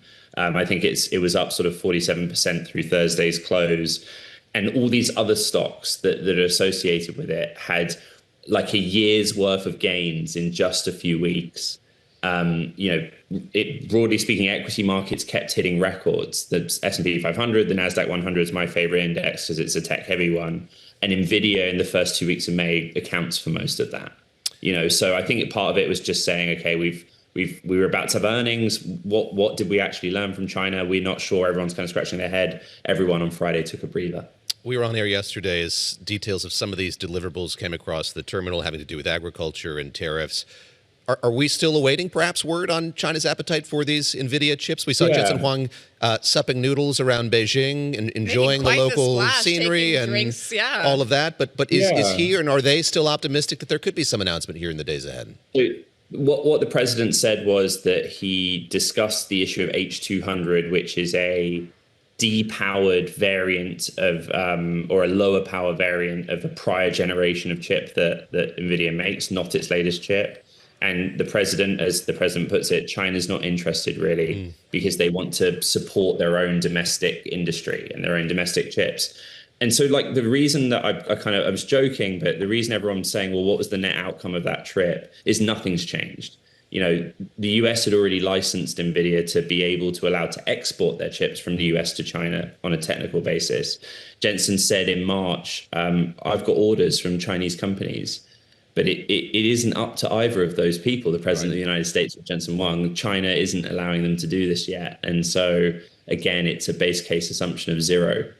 Ed, before we let you go, we've only got about a minute left, but you are heading to Vegas for the Dell Technologies World Conference. You're going to speak to Jensen Huang along with Dell CEO Michael Dell. What are you expecting and what should we be on the lookout for? Yeah, they're very close business partners, very close personal relationship. Dell assembles servers. Servers go into data centers, and it's as simple as that. And, historically, Nvidia didn't sell its chips directly to the market. It needed Dell to sell to all kinds of companies. They're trying to make the idea of owning your own data center great again, what we call on-prem, but don't rely on cloud computing companies. Build your own. And that's kind of a bit of what the story will be. But please tune in and I welcome audience questions. You know where to find me. I always love it when you guys submit your questions too. Let me just pick up on this quickly. I don't know if you want my questions, but probably David's. Yeah. But this is a thing now. We have Jensen Huang with another CEO. They sit down and compliment. This is something that they really like. NVIDIA likes to play up, the point of partnership. I'm just stating I have no idea if it's a part of the deal, a part of the contract between one company and another, but Jensen appearing alongside one of his partners in an interview or on stage is something that's happened regularly for the last 3 years. Ed Ludlow, great to see you. Again, Ed heading off to Vegas shortly for the Dell Technologies World Conference, making his return to Las Vegas. Watch and listen Monday beginning at 2:30 Wall Street time for his interviews with CEO Michael Dell and NVIDIA's Jensen Huang. Thanks so much, Ed. All right, we're coming up on 9 a.m. We're going to speak live with New York Democratic Congresswoman Yvette Clarke in the next hour of Bloomberg This Weekend. We also have all those headlines we've been talking about. We're going to break them down and maybe have a guest appearance from a friendly friend. Interesting. You are teasing this. I actually have no idea. It's going to be great. Human, it's going to be pure robotic, chaos. animal. I can't comment. Stick with us. The next hour starts right now.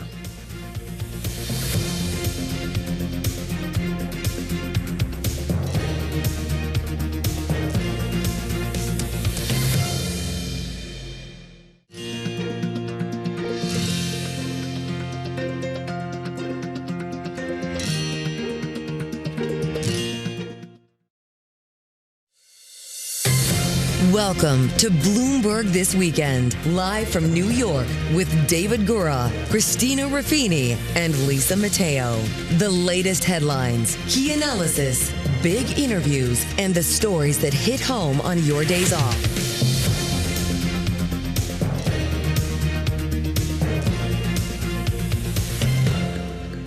Welcome to Bloomberg This Weekend. We're coming to you live from Bloomberg's world headquarters in New York. I'm Christina Ruffini. I'm David Gura alongside Lisa Mateo. It is Sunday, May the 17th. A busy morning as we process what happened in Louisiana last night, this Republican primary. Bill Cassidy, senior senator from the state of Louisiana, losing in that primary. A significant development here as we kind of assess the importance of President Trump's backing as we look ahead to the general election. That's right. I mean, big repercussions for a very strong incumbent. Obviously, he's a doctor. He's on the powerful health committee.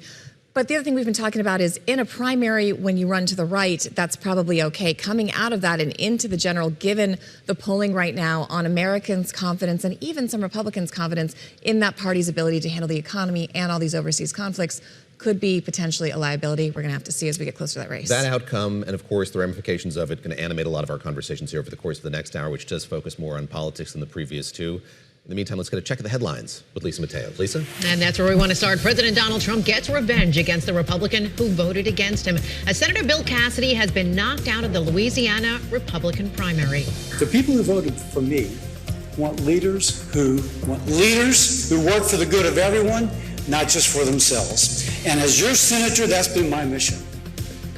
Cassidy was one of 7 GOP senators who voted to convict the president on the charge of inciting an insurrection on January 6, 2021. He placed last in a 3-way race against Representative Julia Ludlow and State Treasurer John Fleming. Now, Ludlow was endorsed by President Trump and thanked him last night. When he endorsed me in January, I knew this was going to be a tough race. But tonight, Louisiana sent a clear message that they want a candidate to represent them in the Senate who will always put America first and never turn her back on Louisiana voters. Ludlow and Fleming have advanced to a runoff that takes place on June 27th. To Alabama now, where thousands attended protests in Selma and Montgomery for voting rights. They spoke out against Republican efforts to eliminate majority-minority congressional districts in the South. Reverend Dr. Bernice King talked about the SCOTUS decision. It was not only a legal decision, y'all. It is a moral disgrace and a shameless assault on black political power. It strikes at the very heart of my father's and my mother's sacrifice. And it is a direct attack on generations of people. Rally in Montgomery, well, that drew over 5,000 people. Well, a rare virus strain with no approved vaccine or treatment may be spreading more widely than detected. The World Health Organization has declared an Ebola outbreak in Democratic Republic of Congo and Uganda a public health emergency. That's after more than 300 suspected cases and 88 deaths. The WHO said the outbreak does not meet the criteria of a pandemic emergency and advised against the closure of international borders. And a strike at the nation's busiest commuter rail line, well, it enters a second day. What do we want? When do we want it? About 3,500 Long Island Railroad workers walked off the job yesterday seeking higher wages. Riders have been forced to find alternative ways to get to and from New York City throughout Long Island as well. David and Christina, MTA running shuttle buses. They're also asking people to work from home if possible. It'll be interesting how it plays out tomorrow. Interesting is one word for it. I go back to the conversation that we had yesterday with Michelle Cassidy, who covers the MTA and the LIRR for us here at Bloomberg. And it sounds like these were very hard-fought negotiations until the end, and there was some hope that this would get resolved. Struck us, I think, back on that conversation by what she had to say about how difficult it's going to be to come to a resolution here and how long it would take to get the system back up and running. Well, and it also relates to the talk we had in our last hour about how, public transit in general in this country has always kind of struggled because this is a car country. Americans like to get in their cars, and outside those big cities, it's not something you grew up with. And I do think that hurts them when they try to push funding for these things. Even in cities when it's really popular, it's just not a part of American culture as it is other places around the world. Quickly here, she did raise the possibility the federal government could step in. We have seen, I should say, no indication from any lawmakers that that's likely to happen here. Perhaps if this drags on long enough, that will change. All right. Thank you, Lisa, so much. We want to go next to Representative Yvette Clarke. She is the chair of the Congressional Black Caucus, and she's joining us now to talk about many, many things. Thousands of protesters took to the streets in Birmingham and Selma, Alabama on Saturday, rallying for minority political representation. This follows a Supreme Court decision that weakens the Voting Rights Act. It struck down Louisiana's second majority black congressional district. Black people make up about a third of Louisiana's population, a state that has 6 congressional seats. Joining us this morning, as we said, Yvette Clarke. She's of New York. She's the chair of the powerful Congressional Black Caucus, represents the 9th congressional district, I should say, until recently was my congresswoman here in Park Slope. That has now changed. We've talked about redistricting in all kinds of ways. That is one casualty of it. She's no longer my representative. Let me have you react, first of all, to what we saw in Alabama over the course of the last 24 hours here, and draw a broader line here to the way that Democrats respond to that decision by the Supreme Court from a few days ago. First of all, let me thank you for having me, Dave. It was a massive turnout yesterday, and I think it's only the beginning. All across the South of the United States of America, since the Kailey decision, we've seen a rapid fire redrawing of maps that eliminate Democratic seats, and more specifically, seats held by members of the Congressional Black Caucus. These are majority Black districts where voters have had for the past 60 years the opportunity to draw maps that would ensure that they have representatives that reflect their lived experiences and that bring those experiences to Washington, D.C. to make sure that their interests are being addressed in the halls of Congress. This Kailey decision is devastating. It really sets us back. Sorry to step on you there. I was going to say, you said about 19 CBC members are at risk. That's about the third of the caucus. And at the moment, you have more members than you've ever had. So what are you expecting as this sets the stage for kind of more redistricting throughout the South? And how will you cope with that? And you talked a little bit about it, but what that means for representation. Yeah, well, we expect that there will be more protests, that there will be more individuals across the country who recognize this is not a right versus left scenario as painted by the Supreme Court, who said that it's okay to have political gerrymandering, but that it is actually a racial dynamic here, where the vast majority of Black people still live in the South of the United States of America.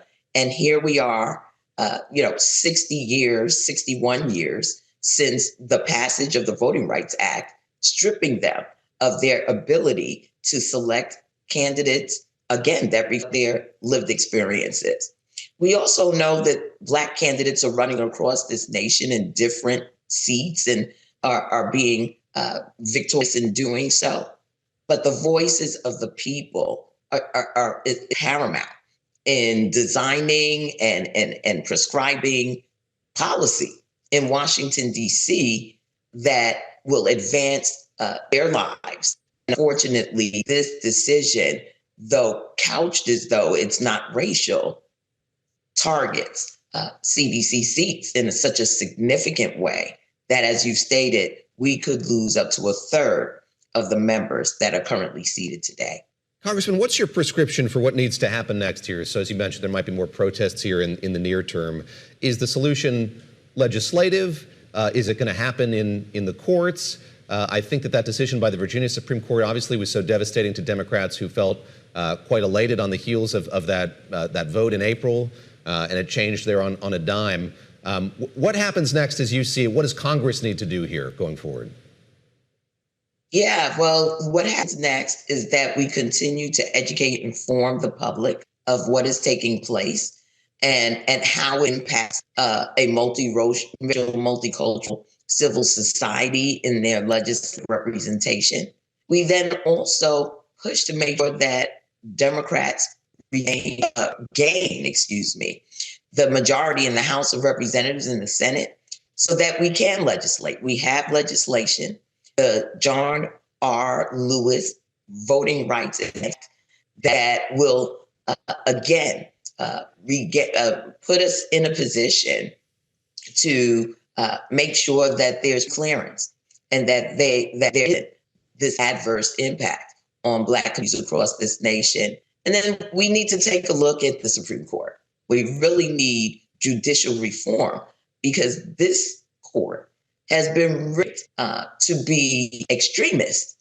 And as a result of that, we're seeing the dialing back of very significant legislation that have been long held precedent in the United States. And we've got to make sure that the court has balance and that it is truly reflective of an impartial body that can rule on behalf of the American people. So what does that mean? Do you think court expansion should be on the table? And do you really think that that's something that realistically would ever get passed in any kind of form? We're looking at an all of the above strategy here. There are members who have already introduced legislation for an expansion of the court, but there are other ways that we are looking at holding the Supreme Court accountable. They have no ethics, regulations that they abide by. So there's a undue influence on this body as a result of that. And we know that there are a number of ways in which we can look at either expansion limits. There are a whole host of ways.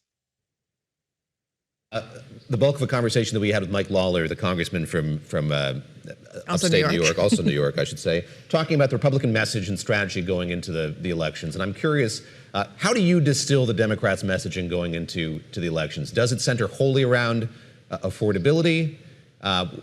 Give us your sense of what the Democrats' unified message is here going into the election.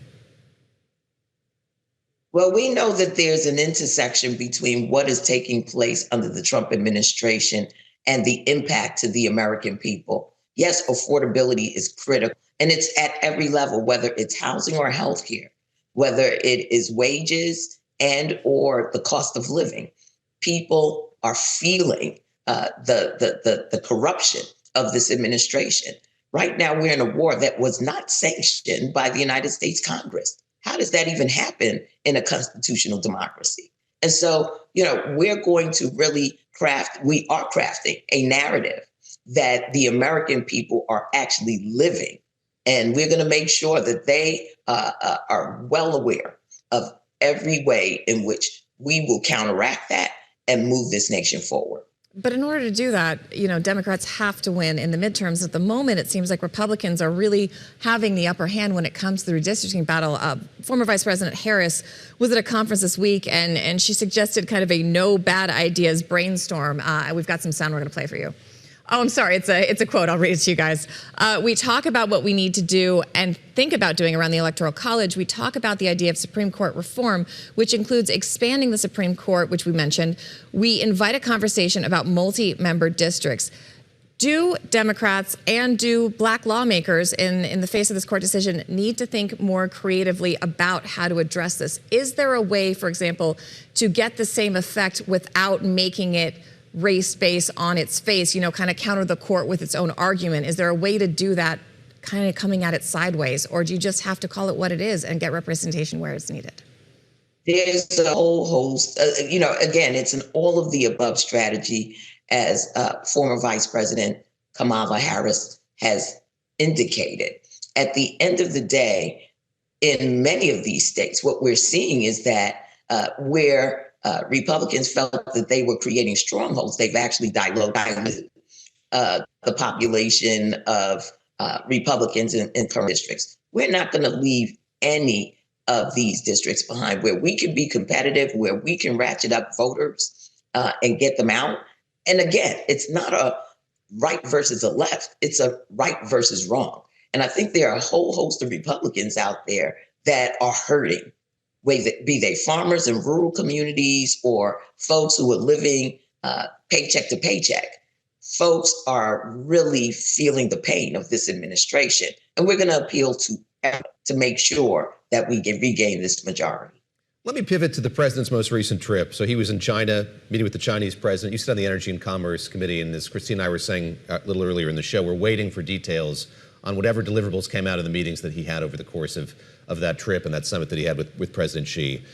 What did you observe as you watched that meeting unfold, and what are you waiting for? I'd love to get your sense of the productiveness of the trip the president took to China. I really don't have a readout on it, Dave, to be quite honest with you. It's very difficult when Donald Trump is shaping the narrative to know whether it's an honest shaping of the narrative or it's something that he's crafting for his own purposes. I know that President Xi is a very clever, leader of China.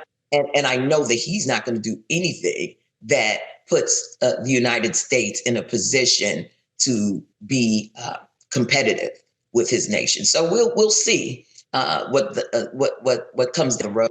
But at the end of the day, we know that we've got a number of issues with China, the way they operate, the way they steal our intellectual property, what it means.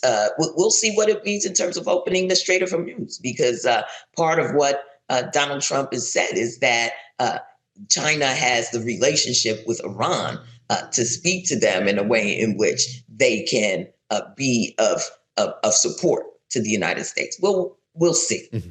Congressman, before we let you go, New York Mayor Zohran Mamdani has abandoned his proposal to increase property taxes in the city, but he's still working on this pied-à-terre tax for people whose second homes are in the city and cost over $5 million. Do you think this is a good idea, and do you think this is something that's going to be popular, or could it be a liability for Democrats going into the midterms? Yeah, I think that he's very focused on the city of New York. And right now, the city has a $5 billion deficit. $5 billion plus. Mm-hmm. And so he's looking at every avenue that he can utilize to fill that gap. And I don't think it's far-fetched to ask those who have been the most privileged in society to give a bit more, particularly if it's their second resident in the United States. I don't know, how far he's gone in terms of conversations and negotiations. We're always under the threat of individuals divesting from New York. Mm-hmm. But at the end of the day, the status quo can't hold. Great to speak with you on this Sunday. From New York's 9th Congressional District, Yvette Clarke, the chair of the Congressional Black Caucus. Great to have your perspective here on this Sunday morning. Christina, I think we can kind of weave what we just heard there from the Congressman with what we were talking about a little earlier in the show. The issue of redistricting looming so large here as we head to those elections in November. 100%, and I aspire to have that pied-à-terre tax impact my life. Okay, that's fine. All right. We're going to talk about the elections and redistricting and possible second homes, as well as President Trump's trip to China. Our political analyst and our panel is straight ahead on Bloomberg this weekend. Stick with us. We're going to wrap up the week for you here just shortly.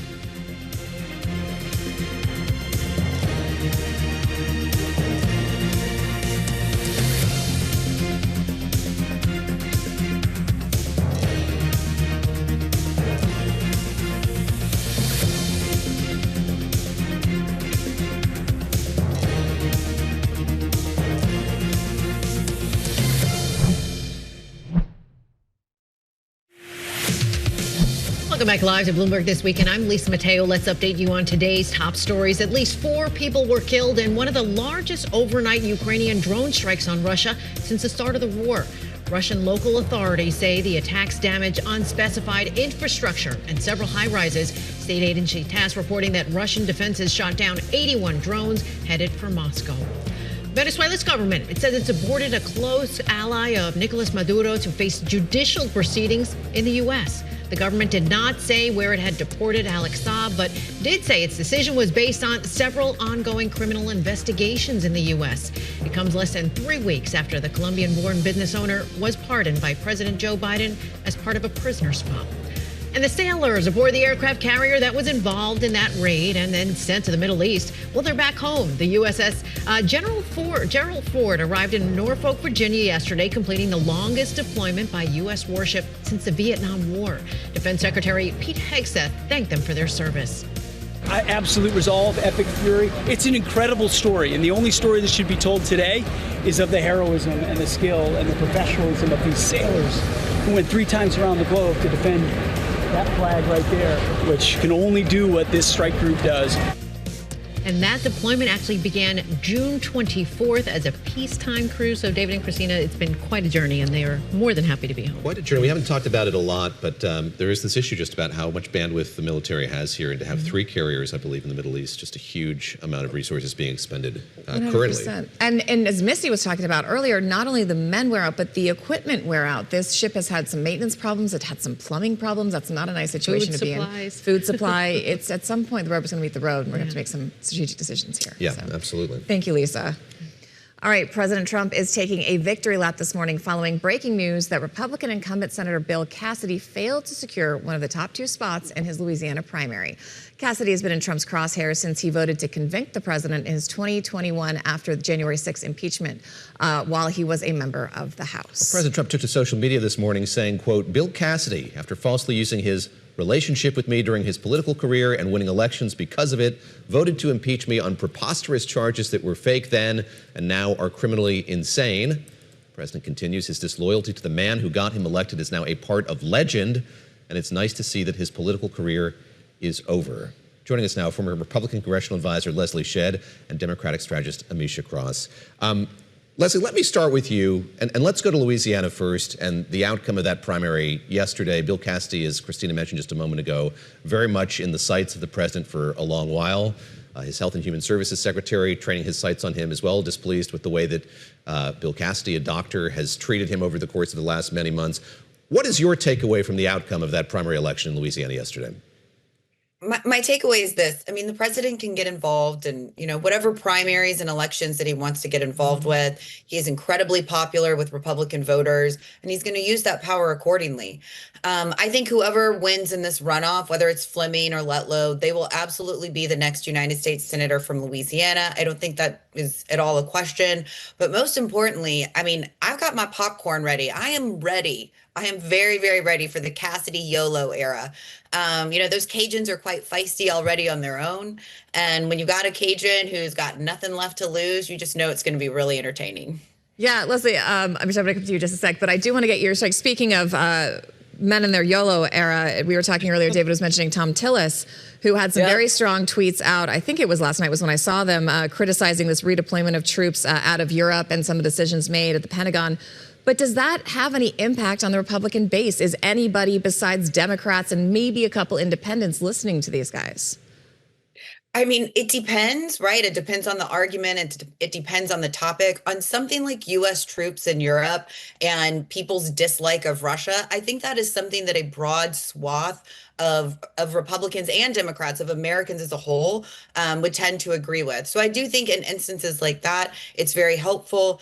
He's calling out a question. He doesn't fully understand why it is that they've suddenly decided to not deploy these troops to Poland, why it is we're pulling troops out of Germany. It's Congress's job to get answers on that from the executive branch. Ameshia, explain something to me. We look at the president's polling. It is extremely low. The disapproval rating, extremely high. And yet, as we saw in Indiana, as we saw in Louisiana last night, candidates who embrace him or who are embraced by him are seemingly doing very well in these elections. What do you make of that seeming disconnect or discord between two things? Well, I think that those are very different types of races. Yeah. First and foremost, this is not midterms yet. In addition to that, those are both states that voted for Trump by double digits, not once, twice, but in many cases 3 times if we're talking about Louisiana. At the end of the day, Americans writ large are very upset about the cost of gas. They're upset that the cost of food continues to increase, lack of childcare, you name it, healthcare expenses shooting through the roof. However, in some of our much more red states, Trump knows his base. He speaks to his base. These people are immovable. And I don't think that that's going to change. What we are and should be paying attention to more so is those independent voters, how they're going to come out. Younger voters. Trump did have a stronghold on younger voters in the last election cycle, which surprised a lot of people. But I think that tide is turning as well. Is this midterms really about turnout? I mean, midterms are always about turnout, but it seems to me, especially some of those demographics you've been talking about and we've been talking about that surprisingly went for Trump the last time. Do Democrats just need them not to show up, or do they have to win them over? No, Democrats need them to show up and they need to win them over. And in large part, it's also because of these strict redistricting efforts that you talked about in the last segment. Democrats are going to need every single vote. Yes, I think that there is some enjoyment with the fact that Trump just keeps getting everything wrong. He ran on no more endless wars, just, walked us into one that could last the next 2 generations, especially with the reverberating effects. But with that being said, Democrats need the base to come out, but they also need to expand the base. We know that in 2020, a lot of voters showed up who had not shown up since the Obama election. We need those same people to come out again. A lot of it will be driven by frustration for some of the economic things we just talked about. But the other thing is you have to have somebody that you believe in, a candidate that people want to support. I think Democrats have shown in a lot of the off-year elections thus far that affordability is the name of the game. They need to run with promises and tactics to move affordability forward. Leslie, we talk about affordability, and this is a president who doesn't seem to want to engage with it. Before he left for China, he had that kind of astonishing remark about how that's not front of mind for him as he looks at this war continuing to widen and last a lot longer than he initially said it would. He's not talking about affordability, even if representatives of his party say that that's going to be the marquee issue for Republicans as well. Is that bleeding through? Is it going to pose a challenge for him? As I ask you this on the heels of that trip to to China, where a lot has been kind of thrown up in the air, including the relationship between the U.S. and Taiwan? Well, look, I'm certain that Democrats are going to cut up what the president said and use that against him and other Republicans in ads. But you really have to ask yourself, right? Don't you want a commander in chief, the commander of the U.S. military, to only take U.S. national security interests in mind when he is talking about using military force? That's what he was saying here. That's what he meant. The president has taken substantive actions in order to try to make life more affordable here. He's been lowering taxes. In general, a lot of prices of things, including eggs and other staple grocery items, have dropped. My favorite thing that he's done so far, the Trump accounts. This is something that can help to create generational wealth for young Americans. So the campaign season is just now getting started. We're 6 months away. That is a lifetime when it comes to campaigns. And I think that once we get out there with ads, with messages, just reminding voters of all of these things that Republicans are doing, it's going to help. And keep in mind, Democrats have no agenda to run on whatsoever. What are they for? It just seems like they're against the president and anything that he is for, even if it was something that they supported before, but now they're against it. You should jump in here. Well, Democrats are for health insurance and health coverage that will carry Americans through who won't have to worry about trying to afford prescription drugs versus keeping the light bills on. Democrats are for access to child care. Democrats are for ensuring that regardless of where you live in this country, that you will be able to afford housing. Democrats are for not reducing food stamps. We know that those SNAP cuts across the country have led to hundreds of thousands of people with young kids not being able to feed them. We also know that Americans are crushing under the weight of the affordability crisis, a crisis that the president refuses to acknowledge even exists, and has said just over the past few days that he doesn't really care. He doesn't care that Americans can't afford to live. He doesn't care that Americans are pushing against this war. He doesn't care that it's extremely unpopular. He doesn't care about the crisis that Americans are dealing with every single day. This is a president who has enriched his family. This is a president who's enriched his cronies. This is a president who developed a tax strategy that would put money in the pockets of the wealthiest Americans, meanwhile crushing out the middle class and eradicating the poor. I think that Democrats definitely have something to run on, and we're watching them do it every day. But I do want to push back a little bit and ask you the question that I ask almost all Democrats. I mean, we just had Representative Clarke on, and I asked her, okay, so what do you do in response to these things? And she said, well, we're going to protest, we're going to make our voices heard.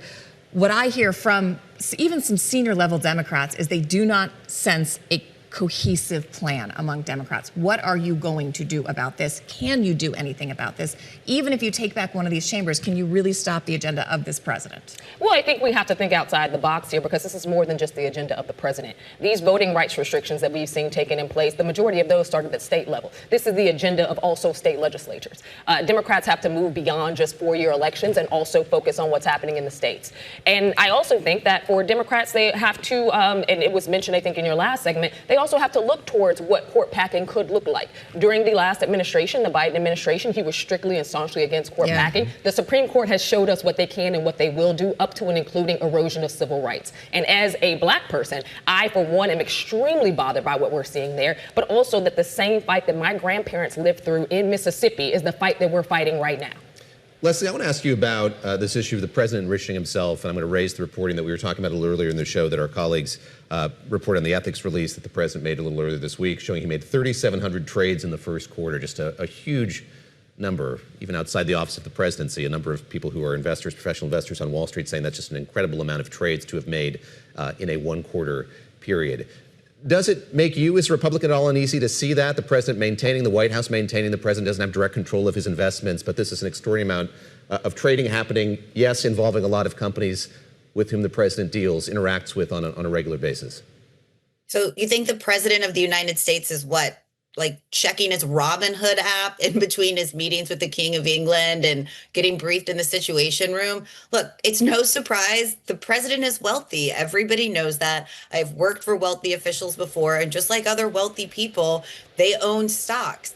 And you know what else they do? They have experts that manage their money, that are making these stock trades, that are helping them decide. That's how they get wealthy, and that's how they stay wealthy, not by managing these things on their own.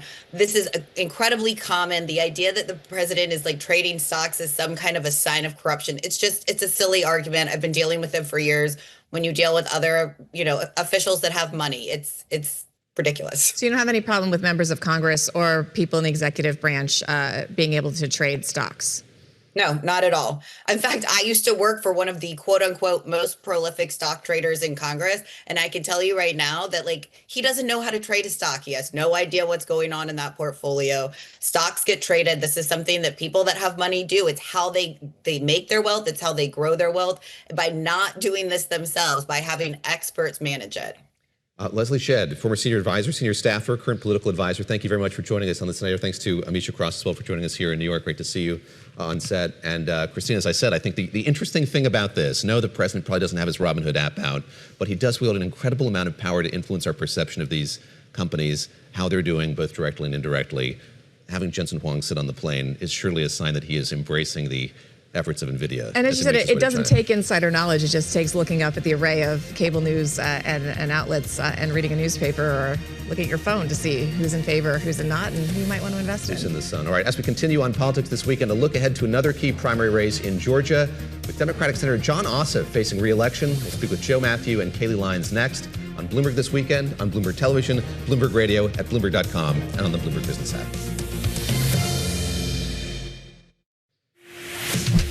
Thank you for joining us live on Bloomberg This Weekend. I'm Lisa Mateo. Let's update you on today's top stories. And the world's biggest and longest running music competition, it has a new champion. Bulgaria has won the 70th Eurovision Song Contest with singer Dara's party anthem, Banga Ranga. Dara beat out 24 other competitors during Saturday's grand finale in Vienna.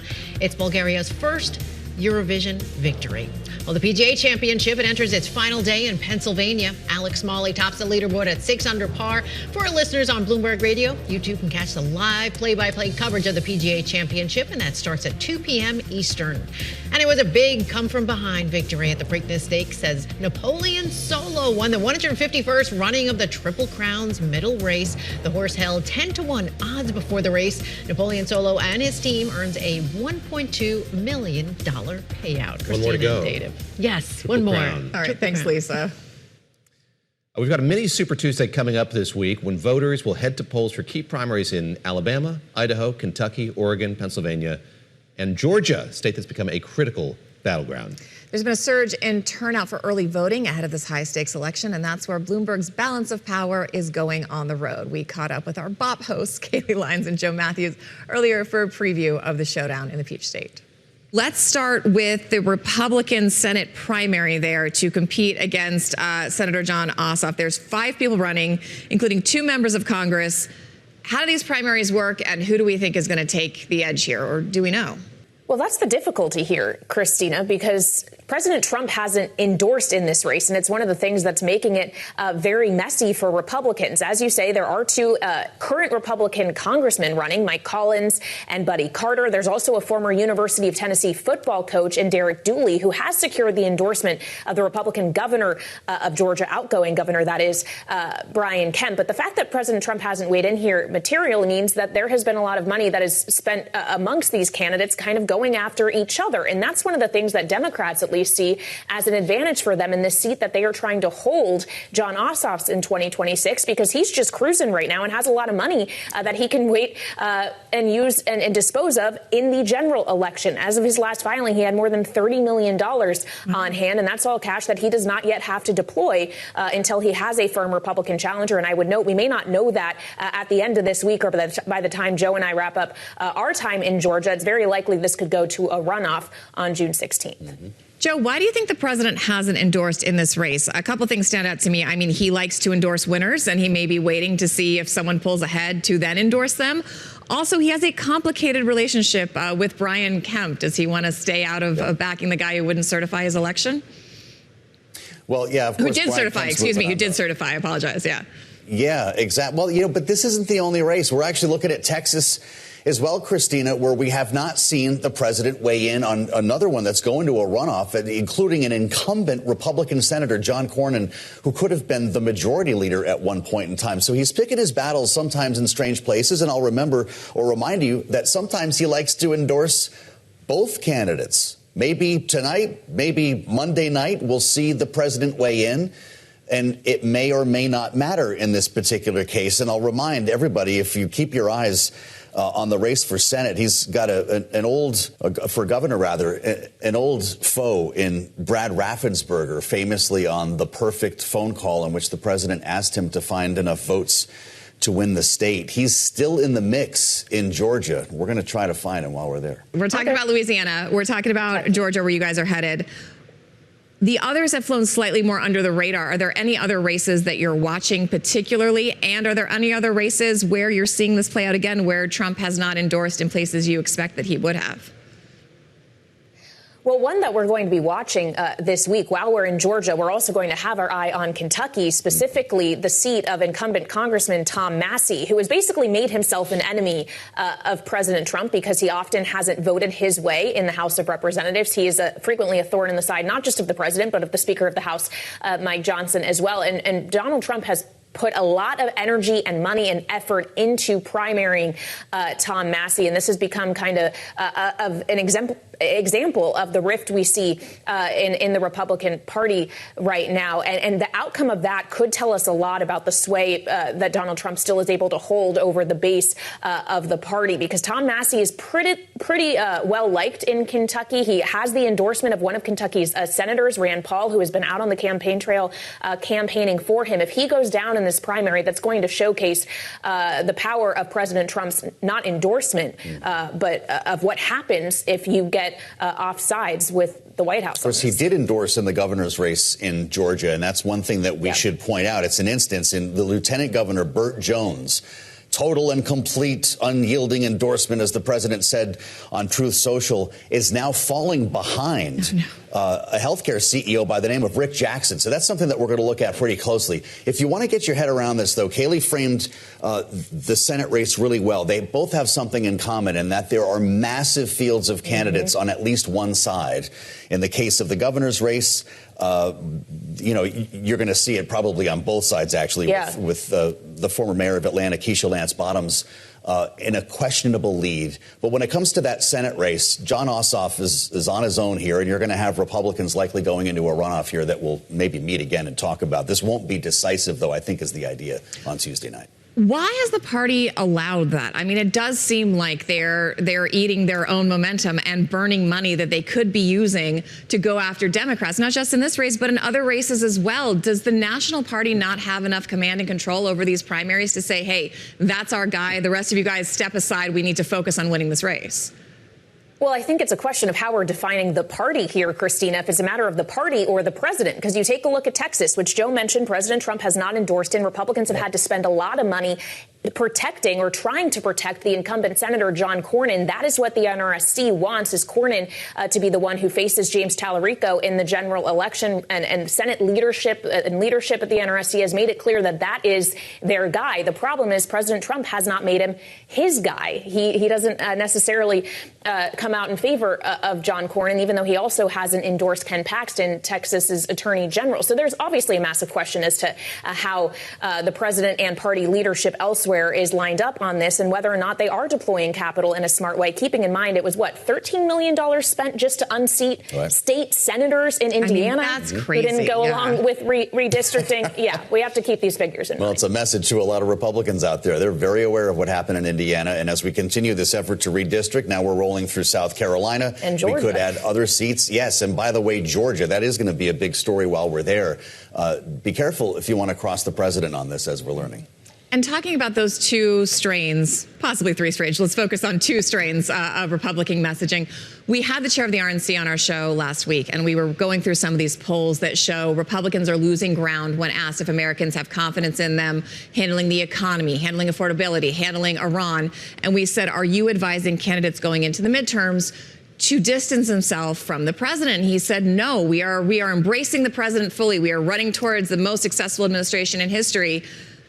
Are you seeing on the ground any candidates walk that line a little lighter than the chair might like to admit? Because it is a very hard message right now as Americans are feeling these kitchen table issues so acutely, to endorse an administration that a lot of Americans see as not being beneficial for their bottom line. I would jump in on that to say wait till after primary season. Because they're going to need the president to get through primary season. Once you've actually got the nomination. Somehow you find a backbone, and depending on what the issue is, you're going to see some real debate potentially in Washington, and it might even begin with war powers. Let's say this conflict is still underway, but also debt and deficit and some of the policy changes that the president has called for.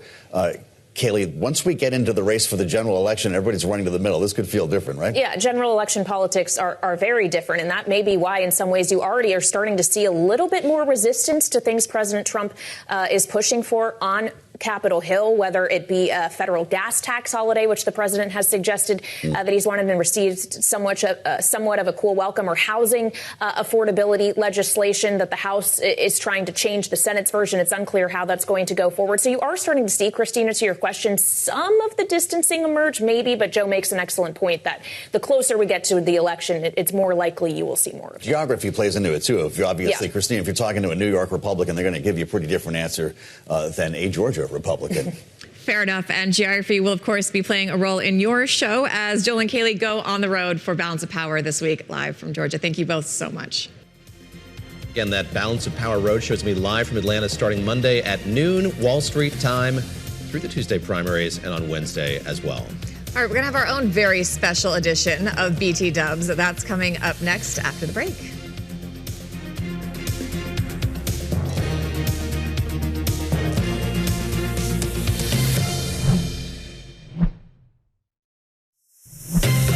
Welcome back to Bloomberg This Weekend, or BTW. You just missed a wild game of rock, paper, scissors. Apparently we don't know how to play rock, paper, scissors. We disagree. Well, that's for the post show. Maybe we'll post that on Instagram or something. All right, we do have... Sorry, am I digressing? No, I'm David Gura. This is Christina I'm Christina Ruffini. Ruffini. Lisa Mateo is here with us. Yeah. She's going to talk us through the stories you might have missed this week, and I was told to bring a special guest. I don't know what this first story is, but Brutus is going to join us. Brutus, come on, Brutus. Don't embarrass me on television. Come on. Good boy. Oh, there it is. Come here. Oh, my God. We did practice this. Brutus, come here. All right, Lisa, what you got? It's more fun just to go around in circles. And he's off. All right, Lisa, start reading. I'll get the dog. That went exactly the way that we choreographed. All right, so here's the reason why we're doing this. No, he's not. He's around this way. It's from the Washington Post, okay? It says, can having a dog help you live longer? If you have to chase him around like this, I'd say yes. I see this happening to you. It's a give and take. It's a give and take. So here's what the science says, okay? So they provide like faithful, unconditional love, right? But it's more than that. There are studies that show that dog owners appear to live longer because of these cute little creatures right here. Are you cute? Because one, you have to walk them, right? So that keeps you going, keeps your heart going, anything like that. Two, you have to walk them at least twice a day. How many times does Brutus get walked? Twice, and he gets a very long walk. We go for an hour after You're work. doing this yourself? You're not paying a person to do this? I pay someone during the day, and then I take him for an hour. New York. Yeah. New York. Go. Because some people just open the back door and let the dog out. Yeah, well, it's not really an option in the city. Right into the air shaft. But they say it's also helping you like fight loneliness. Like you meet different people, right? Don't you have like dog friends? You have to. Yes, you do. Actually, I have two new New York friends that I met because our dogs met in the park and hung out. It's like a little meet cute. I've dated a guy I met in a dog park because your dogs hang out. It is it is a very nice way to be social. You just know the dog's meet name? people. Honestly, I always find I can only remember the dog's name, but that's not important to embarrass me on television. And how old is little Brutus? Brutus, there was a loud noise, so that's why he's shaking if he's wondering. Brutus is 5. And he has a bow tie. And he weighs 5.5 pounds. He borrowed this from Tom Keene. He did. He knew that we do bow ties here at Bloomberg. Yes. So he's got a font. Oh, my control room. Give him a font. Brutus. Thank you, guys. Special correspondent, yes. I love it. So science says Brutus is just good for you, Christina. Got to do it. Verdict's still out. Verdict is out. I'll let you know. We love him. Good We love boy. him. What else you got, Lisa? All right, so since this is a weekend show, we It found is. this story, okay? Wall Street Journal, why do people tip less on the weekend? Why do they? That's interesting. Interesting. So the study shows, so they analyzed credit card data. That's how they found out about this. So it shows that they tip servers about 1 percentage point less on Saturdays and Sundays. That translates to about $20 a shift. The reason why, there's a few reasons. First is restaurants are busier, right? So you might get some impersonal service. So maybe Bad they're not service paying even. attention, bad service possibly, so you don't tip as much. The second is because people are spending money elsewhere. I see. You're going out So if you're going afterward. out, then you're like, maybe I don't have enough to kind of tip as much Or if as you I go want to multiple venues, maybe you're like, okay, I tip the waitress the 20%, but the bartender, you're like, all right, well, I'm running out of True. cash. Yeah. Especially with those $20 cocktails, $12 cocktails. $12. Yes, that's a All right. better price. Yes. And also, they also say because Sunday church services, they did all the credit card dollars What? because you're What? going to church and you're You donating. got to tithe. You got to give your You got money it. in the Yes, collection basket. you do. So, and then they go out to eat, and they're like, I might not have as much left. So that's what happens. So Wow. I don't know. I learned something there. I do it the same across the board, no matter what. It has to be so bad for me not to circle Right. 20%. Like Really? it has to be, 20%. it has to be noticeably bad. At a restaurant, I'm not playing this flip around the iPad because you checked out my groceries tip thing. Like the tip mission creep is a whole nother story that we can talk about. But at a restaurant, For another time. Brutus is also Brutus is a very good tipper. Are you, Brutus? He is. He's a good boy. This is a definite tipper. All right, remember those high ticket prices, Haven't right? forgotten. New Jersey Transit World Cup, okay? They were cut from $150 to $98. So now this is from The Athletic. Slightly better, okay. Slightly Yeah. better, yes. New York, New Jersey World Cup host committee hires yellow school buses. Get to ready, slash world, match for day real American costs. comfort and luxury. Beep, beep. Okay, so they slashed the cost of the FIFA World Cup shuttle bus service. It's not good to for our MetLife. branding, America. 75%. So because they're using these yellow school buses, Yeah. it's allowing them to cut the prices a little bit. So the fare for the buses, because they do have regular buses, it goes from $80, only $20. Wow. I will say, $20. people in other countries, there's videos online of they get so excited to see the yellow school buses Like a because that doesn't double-decker bus exist in elsewhere. London? They just take public transportation, like a double-decker bus. Yeah. So maybe people will be excited to ride on a yellow Well, here's the school bus. secret, world. They're not that great. They're uncomfortable, and now They're they really put three people uncomfortable. to a seat, and you have to wear a seatbelt. And they have very bad shocks. I just remember like bouncing as a kid, but it's But fine. here's the thing. The kids still need the school buses, so they have to kind of evaluate them? how, yes, Oh, they have to figure out that whole thing of when you can use them because the kids are still in school at the beginning of, This you know, does when not I seem can't like a wait good to watch plan. these games on television. 100%. We can In put them my up. home or in a local water. We'll do a viewing party here. We'll put it up on the big screen, get some popcorn. Oh, but for those of you who did buy the $80 ticket for the buses before, you will get a $60 refund. You So let us know how there quickly you that go. comes through. I'm very curious about that. It'll be mailed in the check in the mail. One more? You got one more for us? One more. Okay, so Princeton mandates exam proctors after fears of widespread Princeton University. AI-fueled cheating. This is in the Wall Of Street Journal. course they did. I did not realize that they don't have proctors when you take exams. This I is know, like the world has Is this one of those long ethics time. code schools where they just trust So each now- other? Yes, Yeah, they okay. have the honor code. So That's what I meant, now yeah. you have to have a person in there as you take the exam. This is something new for Princeton because of AI, because more kids are cheating and other kids are getting tired of it and they don't want to tell on each other. So they say, you know what, have the proctor there and have the proctor do the job. I'm just of being the mesmerized snitch. watching this Scantron behind you, Having remembering the good post-traumatic old days stress and filling in disorder those from these bubbles. Scantron bubbles. Yeah. But they don't do it anymore. My children take all these tests online. All Yeah. of the standardized tests at the end of the year are Really? online. They yes, do? everyone. I do wonder if, as AI and AI cheating becomes more prevalent, they will go back to analog. I think about places I've The blue covered books. elections where they do it all by hand so that you can't have computers involved. It's going to be the same thing. Get out the blue books, get out your number 2 pencils, get those It's the bubbles. way that Christina writes her intros for the show, by hand. Listen, guy who made me say gimlet-eyed today in the Gimlet-eyed. intro, we let you write. All Never right. again, never again. All right, Lisa, thank you so much. David, thank you. I think so. Yeah, thank you all for joining us. Bloomberg this weekend. You can join our colleagues in Asia this evening when global markets kick off trading at 7 o'clock Wall Street time. I'm David Gura. I'm Christina Ruffini, along with Lisa Mateo and Brutus. We'll see you back here next weekend.